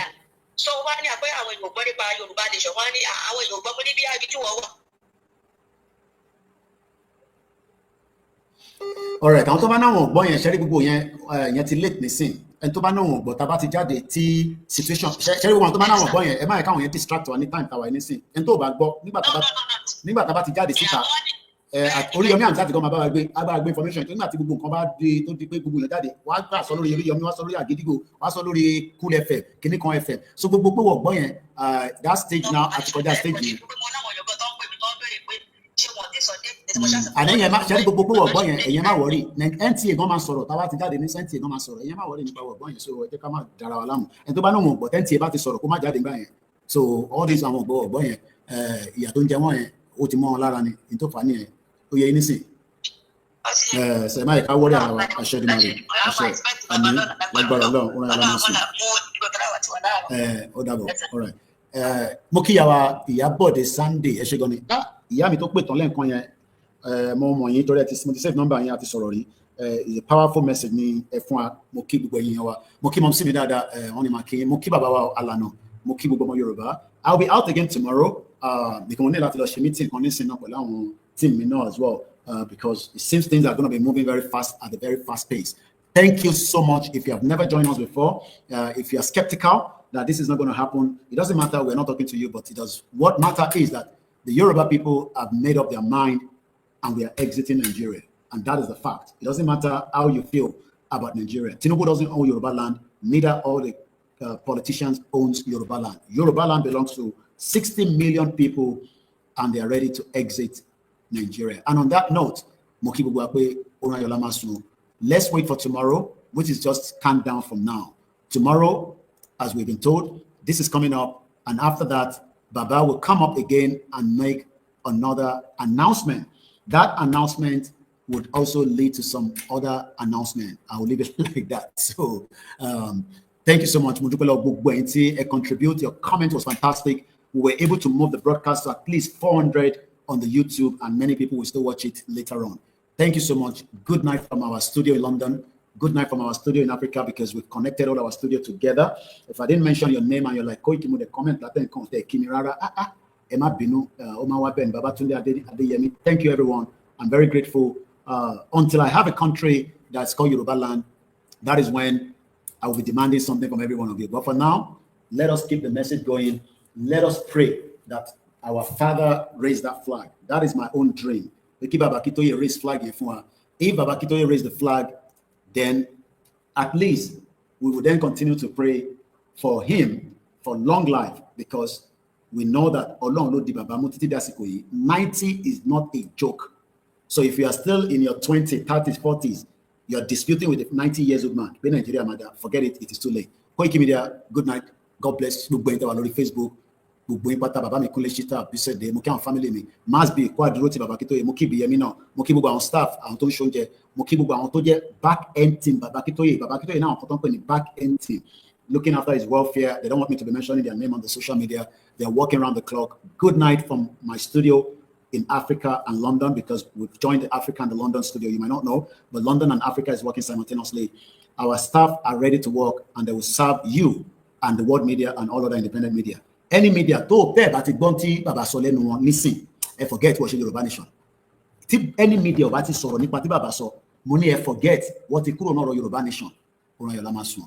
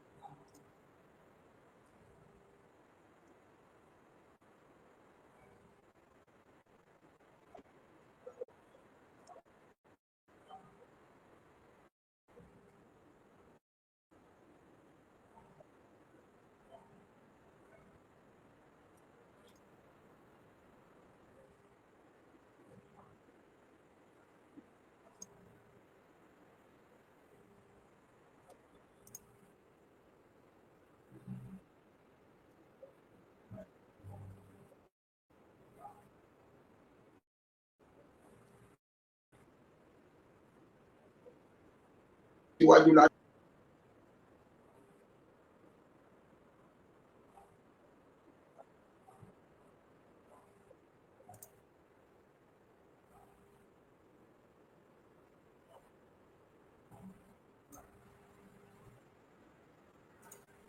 wa nípa ìfẹ́ Olódùmarè àwọn ọba wa rẹ́dì láti wá sọ̀rọ̀ síta díẹ̀ báyìí wọ́n á lè sọ̀rọ̀ láti gbọ́ ẹnì kan wọn fẹ́ sọ̀rọ̀ wọ́n fẹ́ sọ̀rọ̀ bí ọba ṣe máa ń sọ̀rọ̀ náà ni ọba máa ń lead ni ọba máa ń gbàdúrà báwọn èèyàn ni nítorí náà lọ́la wọ́n fẹ́ ṣe pàdé ẹ má sọ pé àwa tá à ń kó ṣe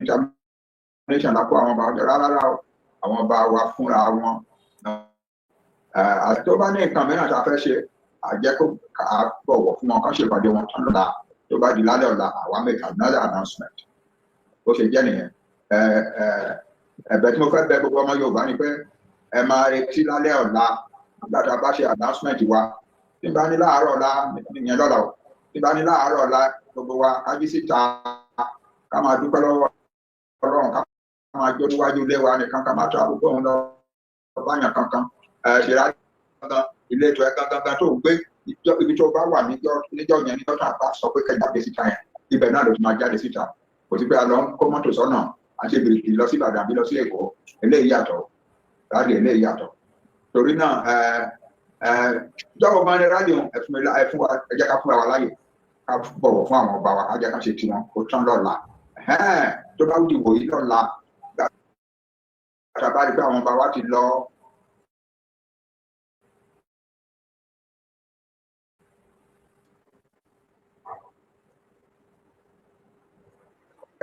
láíláí wípé aṣọ funfun ni kí gbogbo àwọ̀ jáde níjọ́ yẹn jọ́ta bá máa jáde yẹn ọ̀tọ̀ láńdá máa sọ fún yín jọ́ta máa jáde mo kí gbogbo yín o ẹ máa múra sílẹ̀ o ẹ máa ṣètò tó dáa sílẹ̀ kí ìrìn wa náà kó bá lè lọ dáadáa gbogbo nǹkan tá a máa ṣe ní rálì yẹn màá máa sọ fún yín lẹ́gbọ̀ọ́ yìí ọ̀la lágbára Olódùmarè kí kálukú lọ múra o ẹ ṣe o mo kí yín o mo bá yín yọ̀ ọmọ Oòduà mo bá yín yọ̀ àsìkò náà ti tó mo bá yín yọ̀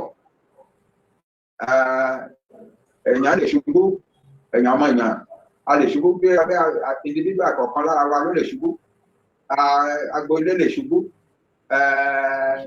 odidi ẹ̀yà lè ṣubú ṣùgbọ́n kì í ṣe bá ṣe ṣubú yẹn ló ṣe pàtàkì jù bá ṣe dìde padà yẹn ló ṣe pàtàkì bá ṣe dìde padà àwa Yorùbá rẹ́dì láti dìde padà bá a ti ṣubú for more than 100 years àwa dìde báyìí a fẹ́ dìde báyìí mo lè bá gbogbo Yorùbá yọ̀ mo bá ní yọ̀ ẹ má bẹ̀rù ẹni kankan má bẹ̀rù kankan kò sí nǹkan kan tí ẹni kankan máa fi ṣe wá àwa ò bá ẹnikẹ́ni jà àwa ò bá ẹnikẹ́ni jà àbá ẹnìkankan jà àwa ò kì í ṣoníjà gídíjà gan ẹ̀sọ̀ pẹ̀lẹ́ lọ̀rọ̀ tí wá kéjì ó fi ń mọ́ gbé agbọ́n àwa ò kì í ṣoníjà àwa ò kó ìbọn dání kó ọ̀bẹ dání kó kùmọ̀ dání rárá o ṣùgbọ́n tó bá di lọ́la ẹ máa gbọ́ detail gbogbo nǹkan tá a máa ṣe èyí lẹ́sẹ̀ pé a sọ pé ọ̀sẹ̀ tó ń bọ̀ lọ́la yẹn kẹ̀tì rẹ̀ tó dàtí nígbà tí wọ́n á máa sọ fún yín lálẹ́ ìwò yìí lọ́la wípé táì báyìí ní gbogbo àwọn akọ́síta ìkàlùkù ti rẹ̀ nì mo kí yín ẹ̀kú ìní agbára yọ̀ fún àti à ń sọ̀rọ̀ síra wa bí eléyìí lè ní ọjọ́ ayọ̀ lè ní yọ̀ olùpẹ̀ lọ́wọ́ Ọlọ́run.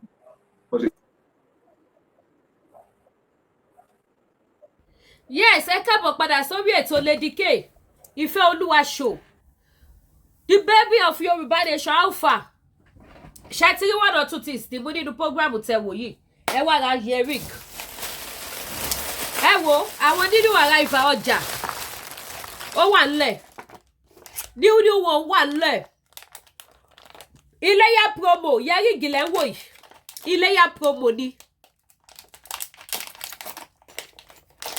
Iléyá promo ẹ wo bó ṣe fine ẹ wo bó ṣe mú yes Iléyá promo Iléyá promo Iléyá promo èmi Lady K promo Lady K Ìfẹ́ Olúwa show promo the baby of Yorùbá nation promo ẹ wo ṣé ti rí yẹ́rìngì nìyẹn ó yá now yẹ́rìngì and pendant ẹ wo bó ṣe bold ẹ wo bó ṣe tóbi ẹ wo bó ṣe yọ bí ọjọ́ ẹ tún wẹlé ẹ tún gbà yìí kẹ wò confam ni apá àti òṣì apá àti wèrè apá àti òṣì apá àti wèrè ẹ wo bí ó mú yes dákú ẹ tún wò yìí ẹ tún wẹlé náà ó mú yes ẹ tún wọlé earring and pendant lélẹ́yìí náà ṣẹ́tìrí ó mú yes ẹ má bínú pẹ́ẹ́nu mi jó felefele mi fẹ́ kí fídíò yẹn gùn jù mí so ẹnu yẹn máa ṣe kí ni wọ́n máa fast ni ṣẹ́tìrí earring yẹn tẹ́ bá gbọ́ ó pariwo dákú ó mọ̀mọ́ pa ó mú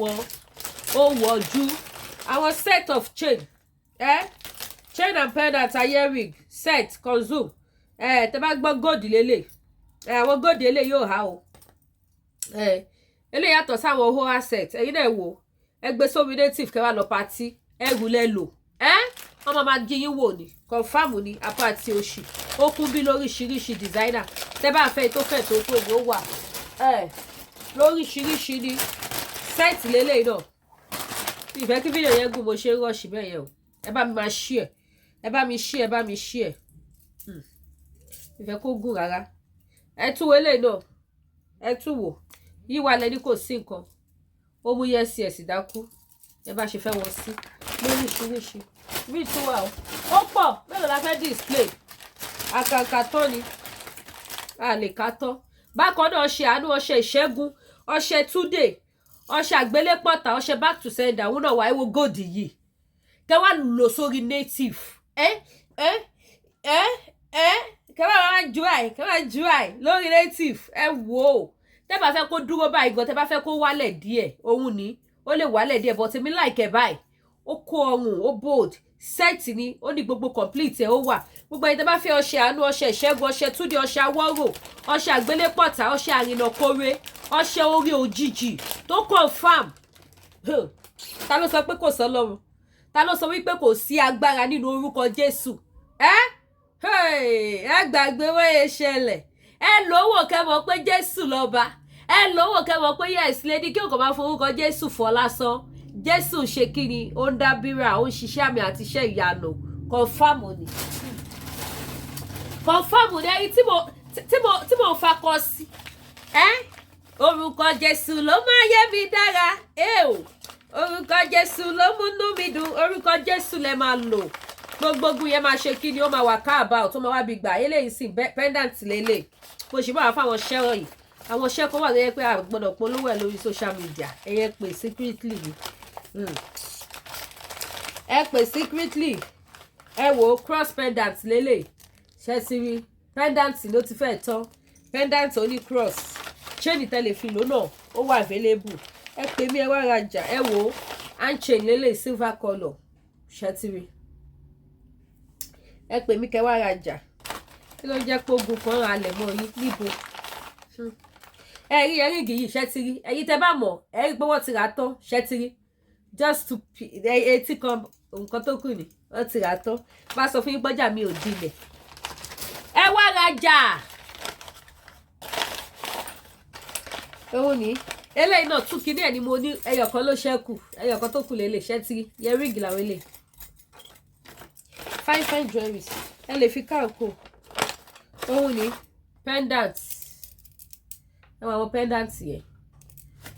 pendant yẹn àwọn ilé yóò pariwo rárá ẹ̀kọ́ ra fi sọ́wọ́ ní ẹyọ kan ní let's go there òde yá òde ire òde alálùbáríkà ó kún bíbá mélòó la fẹ́ display ìfẹ́ kíní ìgúnjù ó wà níbí lóríṣiríṣi yes àwọn iṣẹ́ tá à ń sọ àwọn nìyí àwọn iṣẹ́ ni àwọn bó bá jẹ́ àwọn kan fà múmu ó wà tó bá lè jẹ́ pé àwọn iṣẹ́ tẹ́lẹ̀ fi wẹ̀ fún ọ̀fà náà ni ó wà available tó dájú tó confam gàrà tó ṣùọ̀ ni orúkọ Jésù èwo la fi ṣe kí ni àṣẹlẹ̀ àwọn eléyìí confam o ẹ má fojú di o ó kéré lọ́jú ṣùgbọ́n àtàtò èèyàn ọ̀dùn nípa ìfẹ́ olùgbàlà kì yóò sí nǹkan ogun yẹn máa ṣe kí ni ó máa wá bí wọ́ sí òun ní gbogbo tó dẹ́rù báyìí tó halẹ̀ mọ́ yín yẹn òun nìyí aláàánú kíákíá yìí tẹ́ wá aláàánú kíákíá káláàánú ní kíákíá kó wá yín rí kó wá ṣàánú yín ó wà àwọn kan tẹ́ lè lò gbẹ̀tọ́ mi fún mi lọ́wọ́ olóore mi ó wà gbogbo bíkíbi tó lóore wa bá wà nílà òun níwọ̀ òun ní gúúsù àti àríwá ó máa wá kan wá fi ẹ̀tọ́ wa lé wa lọ́wọ́ àwọn nǹkan tẹ́lẹ̀ ló wà bákan náà àwọn nǹkan ṣẹ́gun ṣẹ́rí nǹkan ṣẹ́gun ṣe pàtàkì ó ṣe kókó ó ṣe kí ni mo pè é mélòó tẹ̀ la fẹ́ display ó kún bí lóríṣiríṣi òun ni àrìnà kóore tí má ṣe lọ tí má ṣe bàbá kí má rìnà kóore ní gbogbo ọjọ́ ayé mi ìyẹn náà wà nǹkan tẹ́ máa lò fún gbogbo ẹkún bíbà yìí lóríṣiríṣi bákan náà dé làwọn pẹ́ẹ̀fù náà wà àwọn pẹ́ẹ̀fù tó ti ṣiṣẹ́ sí ṣólí máa ń kẹ́ni àbí back to sender àbọ̀ náà là àbí 77 àbí Miss Paris àbí Mercy ó kún bíbá lóríṣiríṣi ni gbogbo àwọn pẹ́ẹ̀fù lálá lóríṣiríṣi gbogbo ẹ̀ ló ṣe kíni ló wà available lọ́dọ̀ mi ní Canada bí tó bá dẹ̀ jẹ́ àwọn tí wọ́n ti ṣiṣẹ́ sí ẹ̀kọ́ nídìí àwọn pẹ́ẹ̀fù yẹn lásán ìyẹn náà ṣe kíni ó wà bíbá gbogbo ẹ̀ ni mo ní tó bá dẹ̀ yẹ pé òróró ìṣẹ́gun òróró àánú òróró túdé ilé ayé yìí kọ́ ló ń ṣàánú Yorùbá bí màá sì jókòó bá wọ bá ipò olúwa àwọn ogun ló ń ṣiṣẹ́ bí wúwàdé olúwa máa ní kíni ṣé dandan ni kò rí wọn àbí kógun ti ṣe àwọn kan wà tó jẹ́ wípé ẹ̀ ní mọ̀ wọn wá dẹ̀ máa gbógun ti yàn nínú ayé mọ̀ wọn kì í ṣe pé ẹjọ́ ní kọ́ńtrátì papọ̀ kì í ṣe pé nǹkan jọ dà yín pọ̀ wọ́n á dẹ̀ máa ṣàgò síyàn ẹlòmíà kàn fi ọkọ̀ ẹ̀gùn nǹkan burúkú síyàn nǹkan yá dẹ̀ ṣiṣẹ́ ṣùgbọ́n tẹ bá ti ń lo back to sender gbogbo ẹnikẹ́ni tó bá ti ń gobi ròyìn kó máa padà sẹ́dọ̀ wọn gbogbo ẹni tó bá ti tẹ bá ti ń lo àwọn nǹkan ṣẹ́gun gbogbo ọwọ́kọ́wọ́ tẹ́nibọ̀dì lè gbé ogun yá máa ṣẹ́ ni ṣẹ́rí àwọn nǹkan kan wà tó yẹ pé tó bá ti ṣe síyàn títí tí ó bá ṣiṣẹ́ wọn á lájẹ́ ni wọn á lólógùn ni wọ́n ti gbé yín wò ni kò ṣiṣẹ́ ni kípa ayé má ká mi ó wà available ìmọ̀ òkùnkùn kó má ṣẹ́ lórí ayé mi àwọn nǹkan tẹ́lẹ̀ lò fún gbogbo orúkọ bẹ́ẹ̀ ó wà available ìyẹn ti dúró bẹ́ẹ̀ lẹ́gbẹ̀ẹ́ kan pápápá la fẹ́ ṣe bá wa ṣí ètò bákan náà product iléeṣẹ́ TL Natural Aba gbogbo ẹ̀yin tẹ́ ìrọ́kùnrin do yín dáadáa tẹ́dẹ̀ ní olóko ń tòsí tí ó lè dóbò dáadáa ẹ wá àgúnmu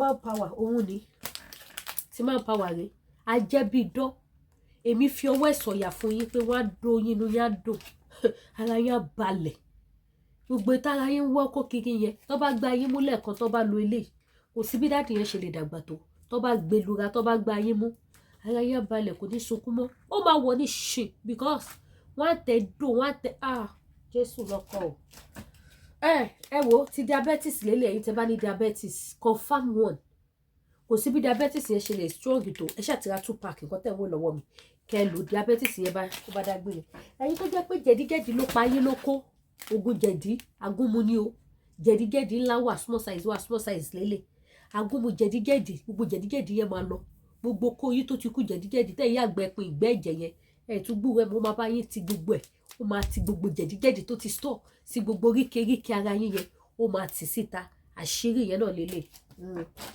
èwo ló tún kù wig àní mo kó gbogbo ẹ̀ pé ní Lady K lọ́mọ gbogbo lòwò lọ́mọ láti ilẹ̀ o